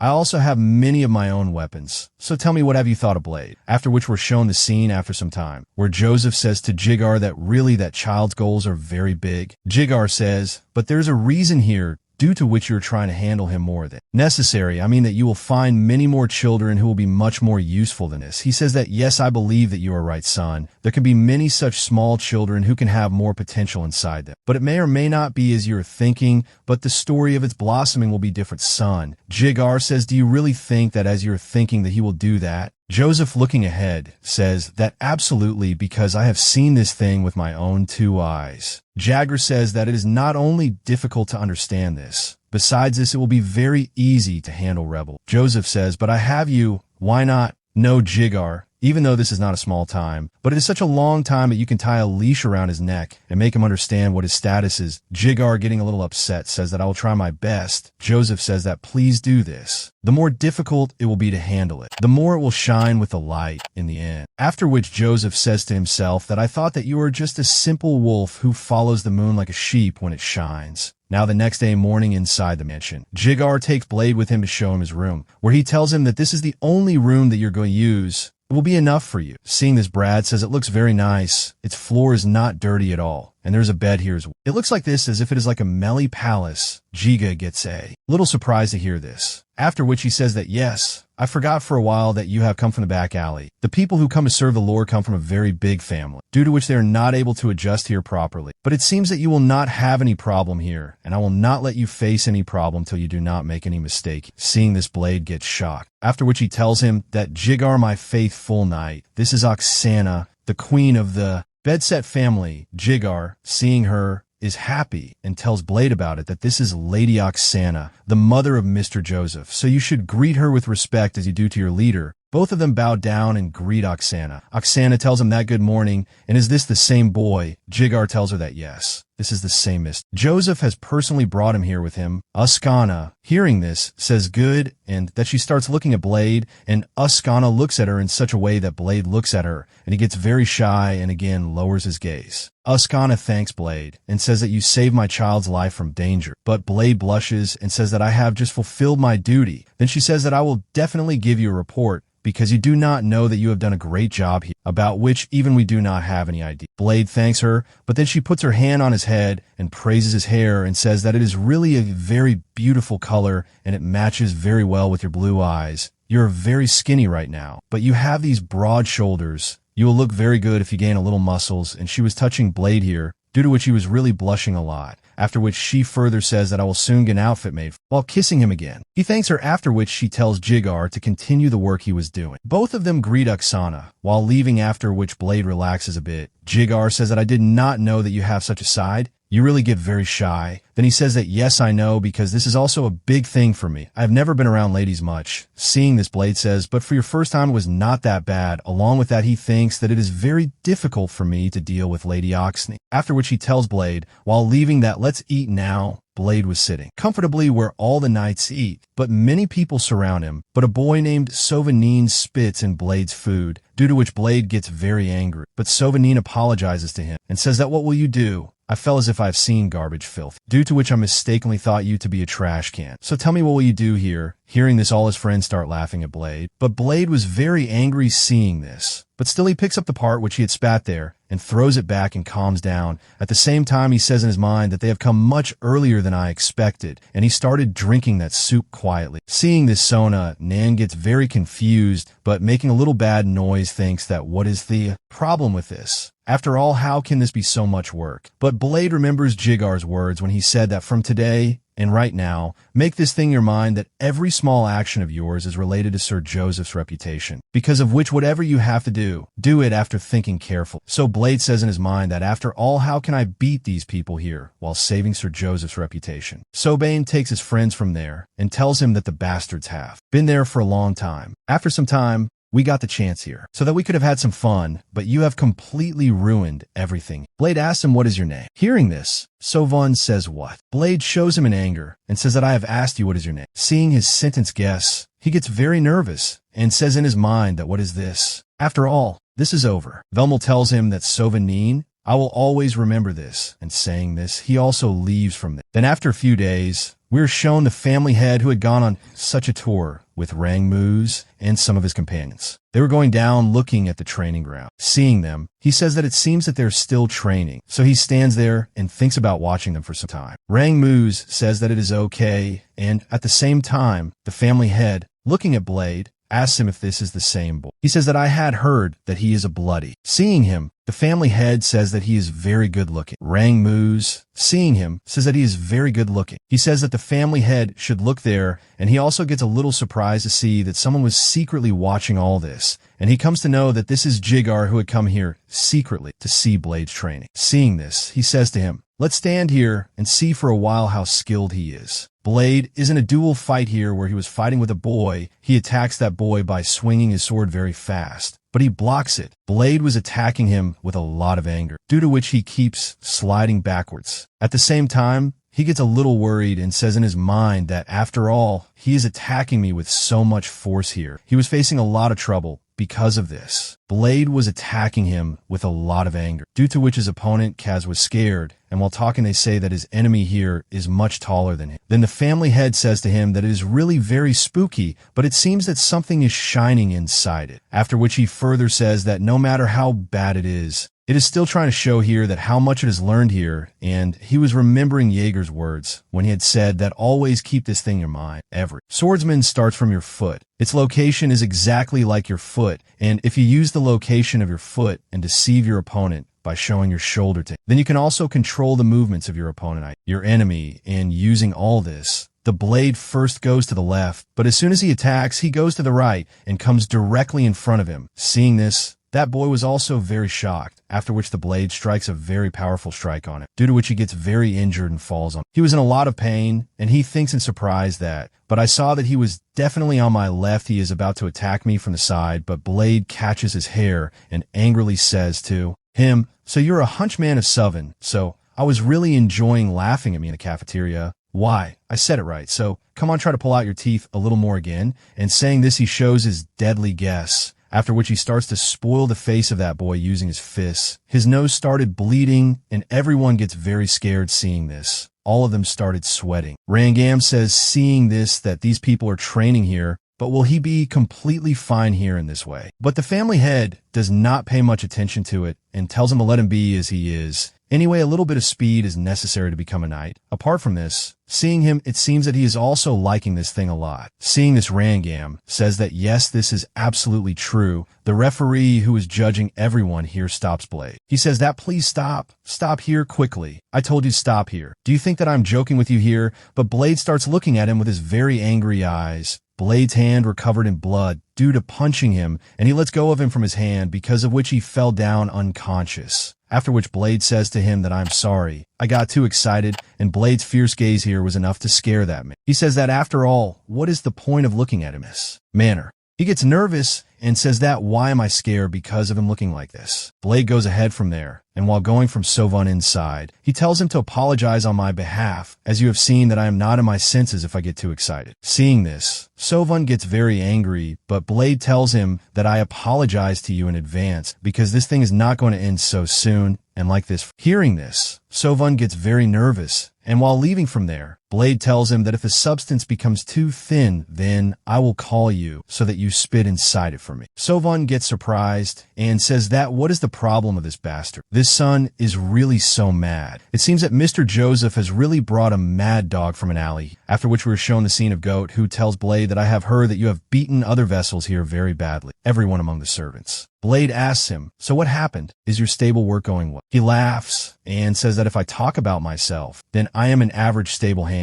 I am the swall of the great Count Bazet family. But then he comes to his senses and says that this thing is not very important here right now. I have heard that you beat him very badly in front of everyone, and this is a very big crime. Blade says that why are you acting like this, as if this is something new? Have you forgotten? I'm already a very big criminal. If you beat him in this way, then understand that I have been very lenient towards him. Hearing this, Gad gets surprised and says that yes, I had forgotten this. And he further says that apart from this, I did not beat him in such a way that his condition would really get very bad. He will be completely fine, and anyway, he was the first person who tried to come and fight with. Goat says, then how can you feel that this things can be completely fine? Blade says that now there's no one here who comes and talks to me uselessly. Then it will be very comfortable for me. But then a fat boy says to Blade in a trembling voice that, hello, my name is Portly. Blade asks Portly that, what do you want from me? Then Portly, a little nervous, tries to say something to him, but Blade tells him to sit down, and if you don't want to do it, then quickly get out of here.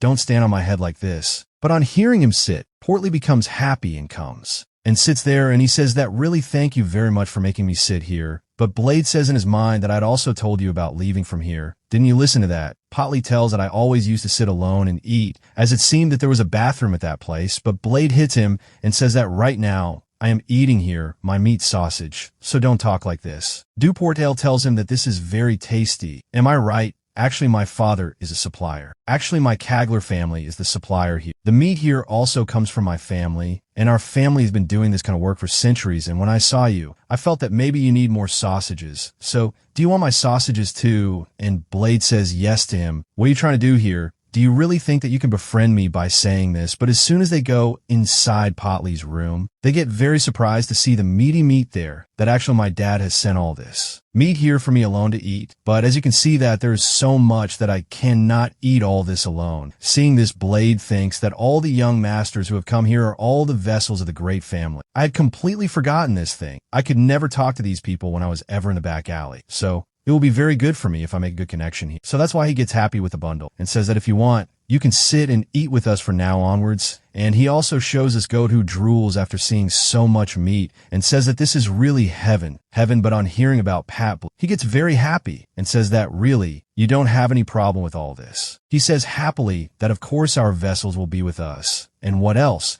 But he further says in his mind that I did not ask him to sit here with me and eat only a little food. Now Jigar, after watching the match, while coming from there, thinks that serving Mr. Joseph and also raising a boy, this is really not an ordinary matter. I got a chance only once when I was able to sit properly comfortably, but then a man calls Jigar from behind, and he says to him that if you're going in such a hurry, his name is Gregory. Chagar gets a little worried after seeing him. Gregory laughingly says to him, it seems he asked him that you were a little too worried because of your displacement. Then he tells him that as you can see, I'm a little busy right now. Gary says that yes, this thing does not surprise me much. You are really very busy doing all the work of Mr. Joseph by yourself. Hearing this, he asks him that there is something here that you want to tell me. Then he says that I feel that a person like you should obviously grow like a vessel. If I tell you the truth, then I feel that it is not too late yet. Then he says to him, how will it be that you pay attention to your vessel right now? Hearing this, Gary laughs and tells him that my dear Poetry, he's already grown a lot. Now he just needs to lose a little weight. Hearing this again, he gets confused and asks, what do you want to tell me? Then he says that I meant that looking at the blade, it really seems that he is very good. If I tell the truth, then his character is very good. Jigar is full of confident spirit and says to him that I really told you that I'm busy with. So what do you want to say to me? Come straight to the point. Gagri laughingly says that you know that the affairs of the vessels of the night are not going well, due to which I am feeling a little shy in saying this. But looking at Blade, it seems as if he's very good with poetry, but Jigar says that that boy does not have any friends. So,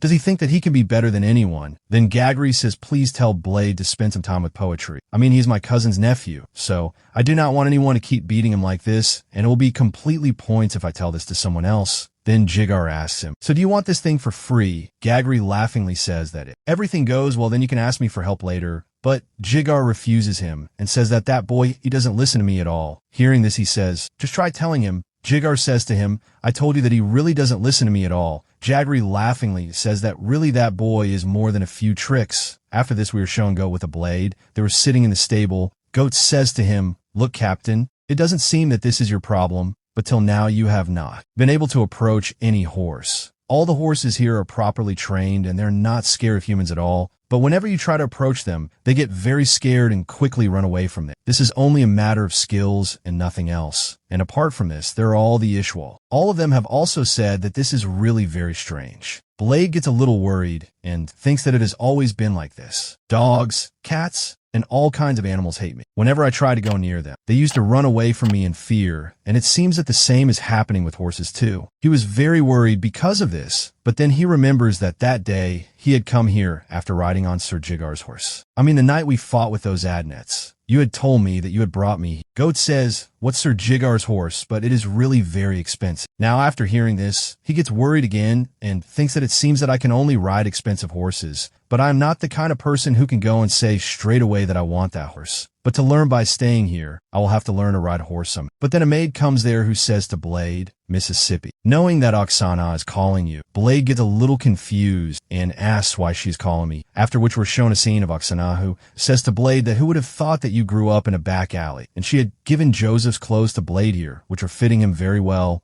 but it seems that they were a little tight. After seeing them, she says that these have really fit quite well, but she further says that do not try to fit yourself in it more than necessary. Though you're a 17-year-old boy, still you are growing very fast. Joseph too used to grow very fast when he was of your age. After which she further says to Blade that when summer comes I will give you other clothes. Anyway, all the clothes fit according to the season, and it also depends on your physical performance that how good it will look on you. Hearing this, Blade blushingly thanks Oksana. Then she tells him that you have made my child fit. If you have saved my life, then I can do all this for you. But I am sorry that I called you here in the middle of your very busy training. Now you can go from here. Hearing this, Blade leaves from there, and while coming back from there says in his mind that it is really very difficult to deal with this, but at the same time he thinks that how much will be the cost of these clothes. Even though they're very comfortable, but while wearing them, it does not feel as if I am really in them, but still is not as if these clothes were mine, but still I am not able to adjust properly. I am trying very hard to fit in the Biojet family, but still it does not seem like I belong here. After which he further says that it seems that my weight has increased from before. This can happen due to eating too much good food here. But then he hears someone's voice from below, hearing which he was a little confused, and he looks down from the window. Then many people are beating a boy very badly. They abuse him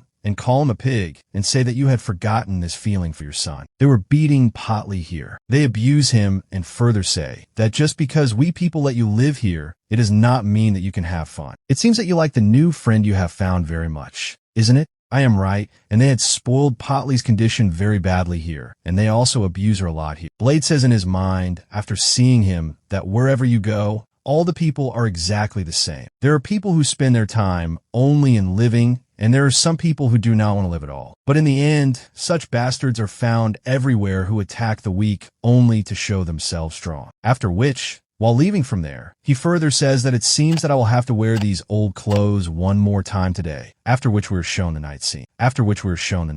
Blade was knocking on the door of Potley. Potley asks him who it is. Then he tells him that it is me. As soon as Potley comes out, Blade gets very angry after seeing this because his condition was very bad. He asks Blade that what are you doing here so late in the night? Then Blade tells him that I wanted something from you, and he asks the leg of the heaven, which was drying at the back, to give it. Seeing this, Pottery get a little worried and thinks that even though we are not friends, I thought that we will greet each other smiling like friends. But I feel that this one is also like others who wants to eat me by scratching me. But still this is much better than eating alone. So he gives that piece of meat to Blade. Seeing this, Blade says to him that don't think that this is too much. I have taken it from you only because this is a fair price. Hearing this, Pottery was a little confused. So he tells him that a knight whom I know had told me something like this. A knight takes only that much, which is enough for him. And we are shown that he was standing in front of many people in the open sky with a wooden sword. And he tells those people that 14 people from 1 year, even the goons of the back alley, can never be so unfair. Rowan shouts in anger and says that stop your nonsense. You have been caught in a trap here. So let's see how long your enthusiasm lasts here. Blade says to him,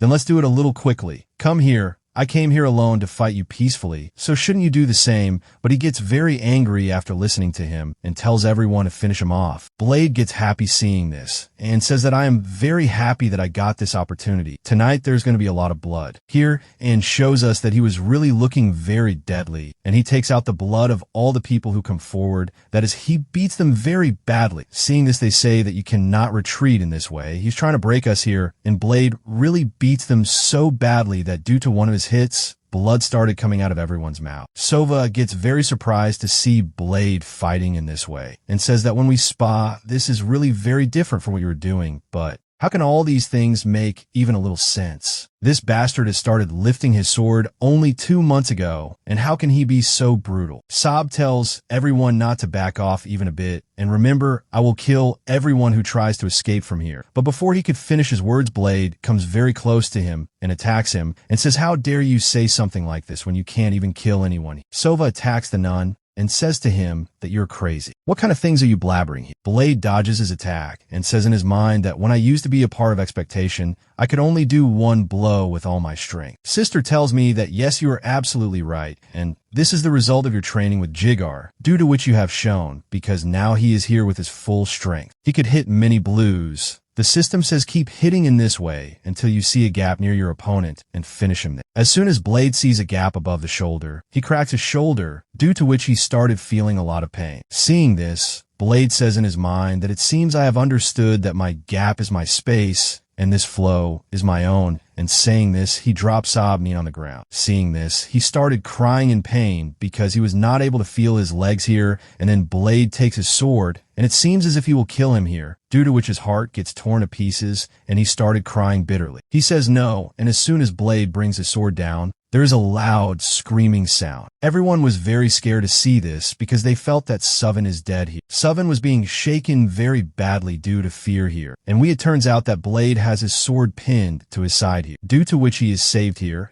after which he tells him with his very angry eyes that never look at me with these eyes and never try to trouble that fatty in this way. So the non gets scared and says that this is really very serious. He was really very serious to kill me here. After which he tells those people that with this I will pay back pottery. Then he says to those people, then tell me who is next now. Let's finish what you guys have started. Seeing Puss in this way, those people were also very scared. They started moving back. Seeing this, Blade says that if you people will not come forward, then I feel that I will have to come to you. After which he slowly moves forward and everyone's face becomes 64. It is really very funny to see them trembling this way. After which the night becomes red with their blood, and we see their blood flying in the sky. And at the same time we come to know, it is said that a person was watching all this. Family head seeing this gets happy and says that this is really very outstanding. After which we're shown the regular meeting of the knights, which happens every month. All the knights were standing there in front of the family head. One knight says that do not look at it in such a way that it is any intentional. But on one side those knights are standing who support Rutager, and on the other side those who support Joseph are standing,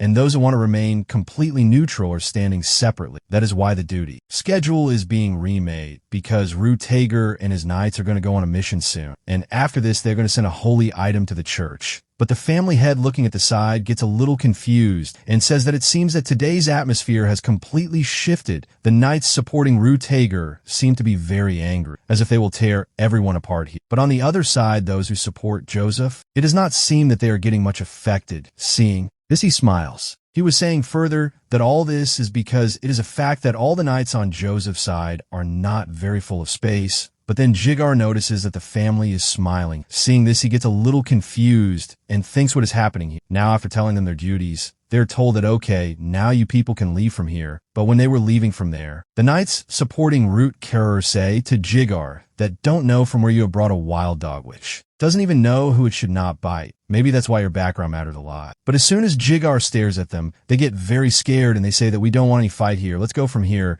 Then Gagri comes there and laughingly says that it seems that all the people are boiling fire of anger. Hearing this, he asks, what do you mean? Then Gagri laughs. And he says that of course you know all this very well. Then why are you acting like this? Everyone already knows about this. I also heard that Blade performed a very big exos. Even the drill instructor had said that they cannot handle him because he is much more powerful than they can handle. Hearing this, Jiga makes a face and says, well, that's how it is, and Gary laughs and says that as I promised you, you can take me on any work anytime. It doesn't matter if it is very tiring or very difficult. While leaving from there, Jigar says that it's okay. I will remember it. He also thinks that really because of him, I feel very proud here. There is no surprise in it. After all I have taught him, so at least he can do this much. After which an armorer sent for the blade, who tells him that this is a gift for the blade from his father. Jigar was also surprised to know this, and the knight says that this is better than some other leather for a vessel. Jigar says this is another person's leather. Joseph of the Grey Orc says that yes, you are absolutely right, and the Grey Orcs are found only in the north, and this armorer is made of Grey Orc leather, which means it is of the northern warrior. Joseph, seeing this further, says that it seems that they are really liking it a lot. I think Blade has proved himself here that he is worth such a huge investment. Anyway, here he has taken the approval of the father within just 1 month. Jigar says that yes, you're absolutely right, but now it seems that there is no such vessel here that can face it. He says that yes, I also heard about it. Now it has already spread a lot. We're also not going to sit like this.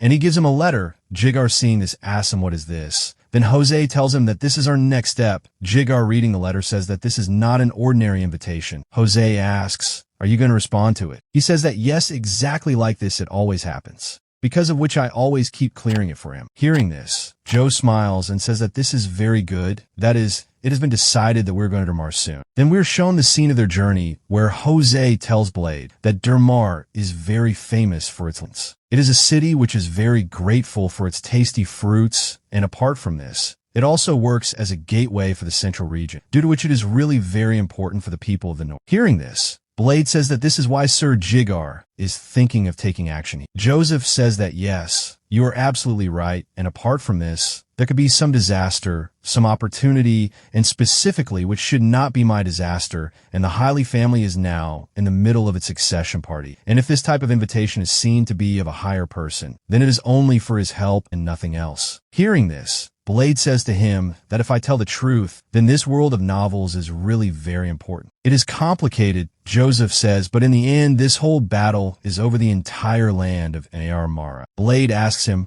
are family members who share blood with each other? Joseph says, it is because this type of fraud is part of the long-standing traditional keys of people who share blood. After which we are told that the rightful heir of Hernia's family is named Alicia, but her uncle Andre claims that she was born illegitimate, meaning she's an illegitimate child, and once she disappears, there is no one else except him who can become the head of the family. Alicia is the only child of the Baron, and because she is a woman, her inheritance becomes very limited, due to which her foundation is also very weak, and in the end, she is left with no choice to prove her innocence here, and for that, the church has organized a duel. Inside, he will have to fight here, who only thinks that a relationship which is very long, but still close, but still not too close. If we look at the blood relations here, then I am his 8th cousin here, but due to this, now there's no doubt that I can claim my kingship here. And he further says to Blade that apart from this is a very good opportunity, due to which we can put a debt on these Hurl families, and my father also agrees on this idea. Blade says that now I understand, and he is. Looking at Jigar very impressed, he says about himself that the head of a family is called Knight to save his owner. Jigar gets a little confused, and looking at him asks him that what kind of look is this in your eyes? Then hearing this, Blade says to him that I have not even done anything here yet. Then he says to him that you are a useless vessel. Even after that, how dare you care so much? You are riding comfortably, and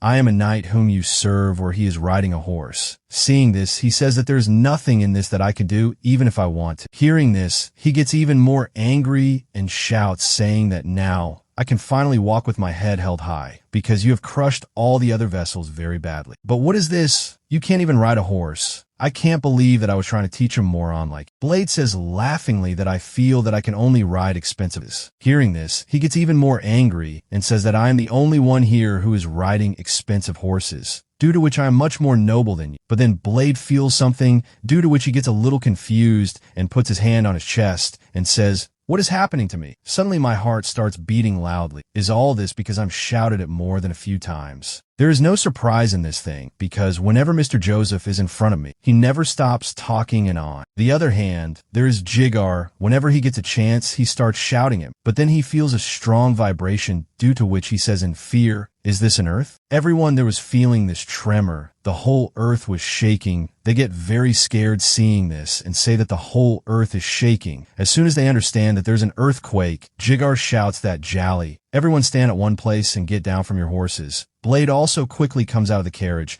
and takes Joseph out from there. Joseph was very confused to see this, and he says that I do not need to admire your caution too much. He got confused seeing this. They say that he is left from here. Blade, while standing, says that this was my first time that I have ever experienced an earthquake. Joe tells him that this was not an earthquake. Just look at the ground there, and shows us many marks on the ground. Blade was surprised to see this because it seemed on the ground as if a very big snake was coming out from inside it. Joseph tells him that there is a joint dead worm, and it is called the remains of the fallen dragon. Blade, he was quite surprised to know about it, and he says, what is the remnant of dragon? After which he smilingly says that it is really awesome to hear this. Now after coming to Demra, Jose says to Blade that you are free from the pot here. Hearing this, he was a little confused and says, are you alone? Joseph says if you want, you can take the pot with you and roam here. You can roam freely here as much as you want. You have all the things, and you can see as many things as you want here. But Blade get a little confused seeing this and says, what, but I am completely free. After all, what will I do here? Joseph says that you're not very happy because of this. He says that no, I'm very happy because of this. Joseph says, so do you feel that why have I brought you here?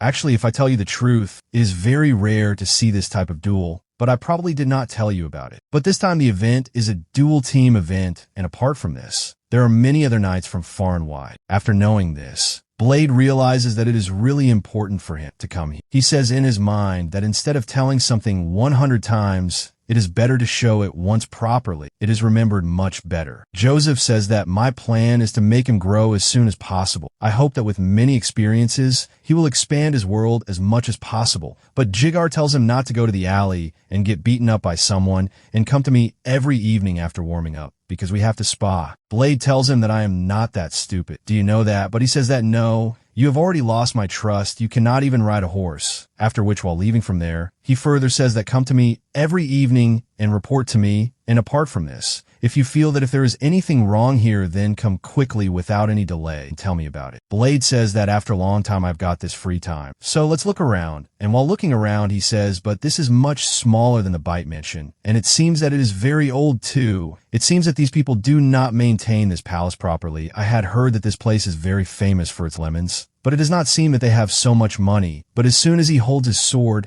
the system gets activated, and he says, I feel like I remember that I had come to this place once. Hearing this, he became even more confused, and moving forward, he says that, yes, I remembered that tree which is on that hill. I had gone there once. Seeing this, Blade says that it seems that I will have to prepare to pray again, after which Blade goes near that tree and prays, and says that I will give you the sword. You give me the memories. I've been taking things from you for a long time, so it is time that I return it to you. And on the other side we are. Shown Joseph, who had come to meet Alicia. Seeing him, Alicia says that I thank you from the bottom of my heart that you have come here to help me. Joseph says that, of course, why don't I come here to help in the crisis of rightful hire? These most important blood had called each other, due to which I've come here. Why did I say right, Miss Alicia? He further says that the Count of the Bird family is already ready to ask for this. Now, all the things are only on your decision. Alicia says that first, I have already made up my mind. This means that all this is happening because of the wish of the Count. Joseph says yes, but she says that if we win the duel, then this thing will be mine. Joseph says that you do not need to worry about it all, because if the name of Bai Judd is raised here, then she promises that she will definitely make you win. After which Joseph, while returning from there with his nets, was talking to those people where his knight says that we should not take them too lightly. Jigar says that because she's a new hire, it is very commendable that she's talking like this, and even though it looked very risky, but definitely she was trying to hold herself back. But Jose tells her that I also felt the same, but till the end, her hand was really heavy. But no matter what happens, our plan will remain exactly the same. After which the scene again comes to the halt, where it is said that all the things were only for the sake of the plan. Memories remain, and he had come near the same tree where someone's grave was built, and the system further says that perhaps this is the reason why humans are very observant to leave their tracks behind. Because if you look at those marks again, which are left behind like a scratch, then you remember all the memories of that day, which happened that. Blade looks at that grave and says that I wish that I could also do something like this for my mother. But looking at it, it does not seem that it is not taken care of properly. Apart from this, it is very common that someone comes here to greet the owner of the land. But Sister Muse says that I cannot say anything like this. Blade says that please look inside the continent of your heart, because I do not want to go to any knight and ask about it. So I hope that if I've come here, we will find something. And he takes out his sword and leans in front and tells him that look like this. It seems as if the system was coming out and watching everything. And he says, as if I've come here before. I feel as if when I came here, this tree was very small. I feel as if I had come here with someone. But the system notices one thing and says to him that it seems that the thing which is watching us from the front, I remember it. Blade gets very confused on hearing this and says, what? Then the system says to him, can I take your body for some time? Blade says that, okay, if it is for some time, then it is okay. So he gives him his body for some time. And as soon as Blade opens one of his eyes, the system was watching everything from inside it. The system starts expanding its world here. If anyone sees anything using RA, then it means that he is able to see all the things by expanding his world, using this ability as soon. As he looks in front of him, he gets very sweaty after seeing this and says to the system that after all this, what is it? Because there was a snake as big as a crow sitting on the tree in front of him. The system tells him. After knowing that this is a spirit, Blade gets very surprised and says that nowadays I have started seeing some strange things more than necessary. And he says to the system that it seems as if it is looking at me. The system tells him that no, it is looking at me who is inside you. And as the snake moves forward, he gets worried and says that it is coming closer. The system says that you don't worry. It doesn't seem that it is coming here to eat you. Blade says to him, if you can say this, then he says that, wait, just think about it. It is very strange and also very big, but still it doesn't seem that I am in much danger because of it. On the contrary, because of this, I am feeling very wormy, as if a spray has suddenly opened in the air of this valley. But then a girl's voice comes from behind. Who are you after all? Blade was surprised to hear this, and then the system goes inside, due to which that spirit also disappeared from in front of him. She asks him, "How did you come here?" Blade looks at her confusedly. Then the girl says to him that no one other than the members of the Heinley family is allowed to come here. "Then how did you come here?" And seeing her appearance, it seemed as if she has come here to clean the shrine. This girl is actually Alicia, but Blade has no idea about who she is. So he apologizes to Alicia and tells her that actually I was looking for a good place to pray and finally I came here. Alicia says on hearing this, did she get a little confused? Then he tells her that I am not any suspect and he shows his badge. He says that actually I am Sir Jigar's vessel, or sans Alicia says that it is very good that you're not any suspect. Seeing this, Blade has started trusting her a little. He thanks Alicia, after which both of them there is silence between them. Because of this, Blade gets a little confused and thinks in his mind that I feel that greeting the grave of any noble man here in this manner is very rude, and the way this girl is thinking wrong things about me. If she tells everything to Joseph, then it will create a lot of trouble, and after this I will have to face even more trouble when Sir Jigar will come and beat me. So I will have to do something so that she does not tell him. Blade tells Alicia that I can help you with your things. She was a little confused. Then he tells her that you are the maid here. I am right?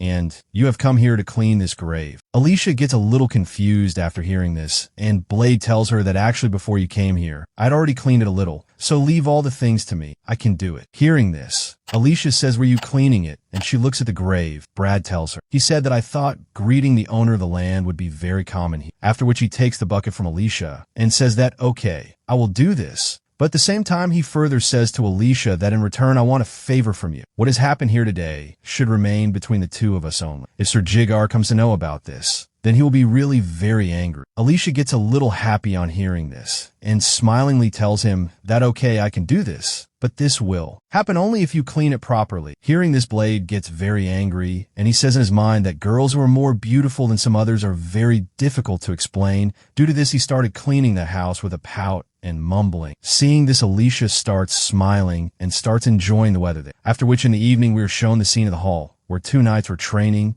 Blade, who is watching them secretly, says that this is really very amazing. So this is how the duels between knights are, and it was quite impressive to watch as they both were trying to attack each other with a lot of impact, and the system also tells that really both of them have a lot of strength. Blade asks him, do you mean Sir Colin? System says, yes, if you were there instead of him, he would have cut your bones in the middle. Blade says, yes, he is really very strong. That's why there is no doubt that he is called the Dirty Boar of the Midlands. But Blade says, I feel that Sir Pavlo is more impressive than him. System says, yes, his shield technique is really excellent. That's why he deflects attacks very easily. Blade says, I can't believe that this is just a warm-up, which will be tomorrow's duel. It is very intense. So he says to himself that you also have to be this good if you want to become a knight. System says to him, I mean, Sir Warden is also a knight. Blade, knowing this, tells him, wait, but not all knights are exactly the same, after which Blade further says that I did not know anything about everyone when I was in Sourceback. I used to live in Ollie, but now I feel that I've started to understand what kind of place I have in. Now, there's a very long way which I have to cover, after which the scene shifts directly to that day when the duel is about to happen. Blade Jigar was tightening the car. Then he tells him to tighten it a little more so that it will become thinner. Along with this, Blade says while looking at the side, well, this is the person who is trying to snatch Alicia's rights, and his name is Andre. Jigar says that keep your eyes open because it does not happen every day that you witness something like this, which is a very amazing night here. There will be a duel between those people, apart from which Blade further says to him that I do not know what happened yesterday, but you do not worry much about it. Blade was a little confused after hearing this, and he says to him, what are you so shocked? This thing is clearly written on your face. Blade says about himself that if I tell the truth, then I will be very shocked to know this. I'm shocked because yesterday I was trying to see the skills of those knights very secretly, but in reality, they were fighting like a demon. Jigar says to him that, child, you have just started walking, so you're not ready to run at all. If your goal is very big, then it means that you have to cross a very long way. Hearing this, Blade relives it and says that I understand. Then a voice comes that everyone should show their respect. Hearing this, Blade also quickly stands there, and the doors open and Alicia was coming in from there. Seeing this, Blade thinks in his mind that if I think about it, then I have not seen Hainel's master even once. And looking at Alicia, he says that it seems that she is still younger than Kawada, and as soon as she starts moving forward, Plata is really surprised to see her, and he comes to know that Alicia has come here, and This is the same girl whom he was thinking to be a maid yesterday, and the sister tells him that now this add crime to your list, as well that you insulted a noble yesterday. Seeing this, Blade gets very disappointed because now he felt that he is in trouble. Alicia was coming inside, and as soon as she went to Blade's side and looked at him, Blade got scared seeing this, and as soon as she looked at him with sidelong glances, he became more scared and, showing respect to her, said that no, she recognized. She went ahead and started smiling because she was only trying to scare him here. After this, she comes and sits in front of all the people. The priest tells all the knights that if all the people who fought in the duel here have come here, then we can move forward. God is watching this place, and yes, but he will witness whatever happens. Blade says in his mind that such a fight is about to start where everyone will lay down their everything. Everyone's honor is hidden in it, but still this duel is very brutal, after which it is said further that the blood of the noble will be shed. It is completely blue in color, shouldering responsibilities, duties, and karma. They're not all of red color, but Alicia was not at all prepared for her blood to be shed in the cold like this. So accepting defeat, she says in panic that stop. This is enough, and the condition of Alicia's first fighter was very bad, due to which she talks about surrendering. But he says tiredly that no, not yet, this is not over, due to which she talks about surrendering. But he says tiredly that no, not yet, this is not over. But the priest says that your master has thrown in the towel, because of which he has accepted defeat. Andre's knight tells him that this was really a very good fight, Captain, but on hearing this, he says while gritting his teeth, do you still think that I am your captain?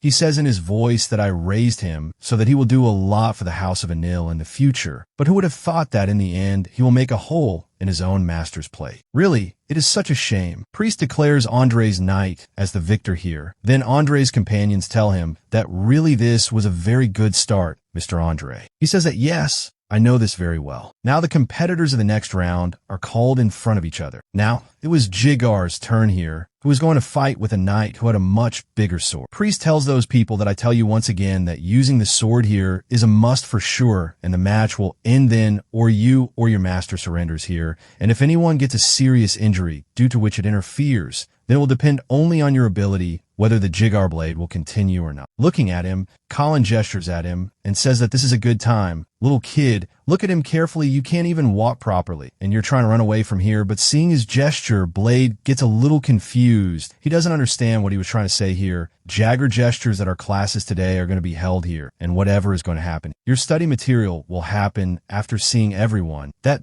big knight swings his sword and attacks Jigar. Jigar is very powerful. Camley dodges his attack by moving to the side, but this attack was very powerful, but Jigar does not have any effect on him. Colin thinks that there's only a difference of one step in this. I can definitely win here. And so he swings his sword again, and looking at Jigar, says that he is just a little faster than me. Nothing else, and yes, a little stronger too, and at the same time, he keeps on attacking Jigar countlessly, but Jigar does each attack with great ease. Andre was dodging with him, and seeing this, people with Andre said that as the story is saying, he really has a lot of amazing strength inside him. He is trying to take him to a corner to tire him out, but Bablo was watching this from behind, and he says in his mind, what is over the top? But are these people unable to see this movement? What does this fight try to say directly to these people here? And I'm completely sure that the one who has picked up the sword here himself must have also felt this thing by now. Colin gets upset and says, "Dummit, why am I not able to reach him?" Jigar tells him, "Oh." Colin attacks him again with his sword, with a lot of anger, and he also abuses him. And as soon as he attacks Jigar again, while swinging his sword, but this time Jigar also counterattacks him while swinging his sword and attacks him while showing his very powerful strength. The system says that is why you should look at this thing very carefully now, because this is the time when you have to look at it very well. Blade was clearly seeing that Colin's sword has gone backwards because here Jigar has counterattacked him with his sword. He was also surprised to see that Jigar pushed his sword back with great ease. System says that yes, they can see how he has created the gap here. Now Blade starts attacking him regularly here, and System further says that it is very difficult if you try to create a gap while blocking someone's attack. And you can say that this is a very powerful counterattack technique. Blade says that a counterattack technique is such a technique where you block the opponent's first attack and at the same time create a gap. And we're shown that Jigar defeated Colin here with great ease. He fell on his knees, and looking at him, he says that it is really totally a very different level. I could not have done it even if I wanted to. It could be defeated at a level which is very high, and it is very difficult to see or climb on it. So Colin admits this and accepts defeat here, and Jigar won here in the second round, due to which Alicia takes a sigh of relief. After coming from there, Jigar says to Blade that you saw it very well. Now after this, to start their last duel here, both the opponents are made to stand in front of each other. Pablo introduces himself. Then the opponent in front of him says to him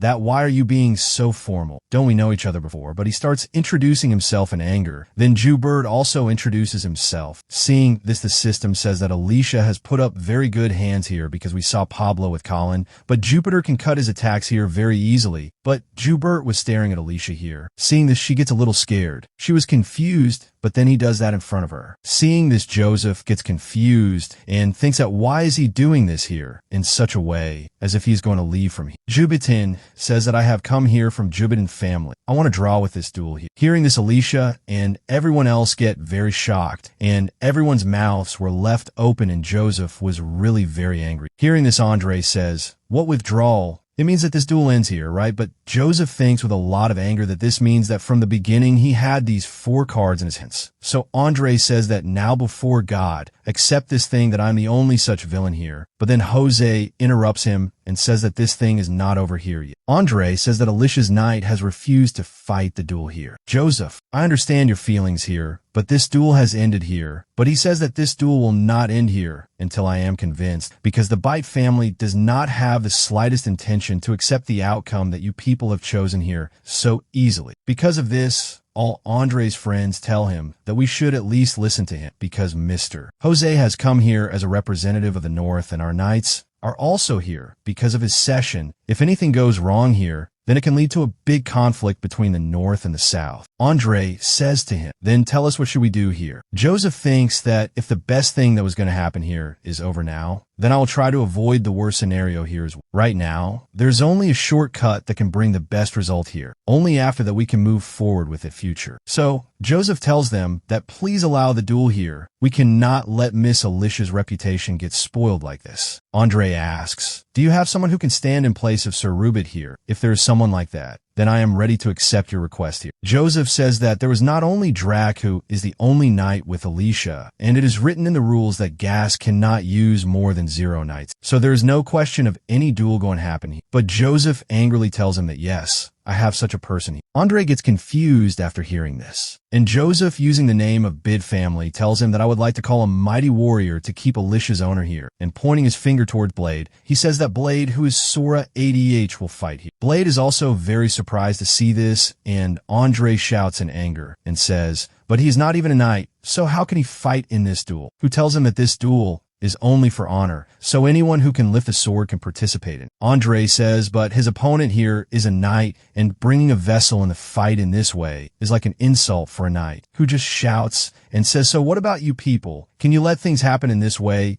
even after the Bid family is here? If you have the guts to play such a trick after the Bid family is here, how dare you play such a trick after the Bid family is here? Andre's son stands silently. He shouts that I am ready to fight here for my reputation, but Andre grits his teeth and says that okay, if this is what you want, it is fine. He also thinks that what can a small vessel do? Jigar starts tightening Blade's arms and asks him if I really have to fight here in this battle, that too with a knife. Jigar says yes. Blade says that I will not die here. So he tells him that if something worse than the worst happens, I will come to interfere. Blade says that if the worst happens, even after this, it will be very bad. But Jigar does not answer this, because of which he sweats and thinks that why are you not giving me any answer? After which Jose comes to Blade and hugs him. He was a little surprised to see this, and he tells him that you do not need to do anything like this. But he tells Blade happily that you only have to stay there for 10 minutes. He was a little surprised to hear that he has to stay here, and Jose further tells him that my second plan has already been activated. I have already given the order to the warden, so you only have to spend as much time as possible here. Then he says, will 10 minutes be enough? Joseph says that the more the better. Blade tells him that okay, I understand. I'll try to give my best as much as possible. Now Blade goes ahead and bows in front of Alicia and takes her permission, but looking at her, it did not seem that she too would have much faith in Blade. After which Blade comes and stands in front of Pablo, and he starts telling his name that my name is Blade, but Pablo gets very angry after seeing him in front of him, and he throws his shield to the side.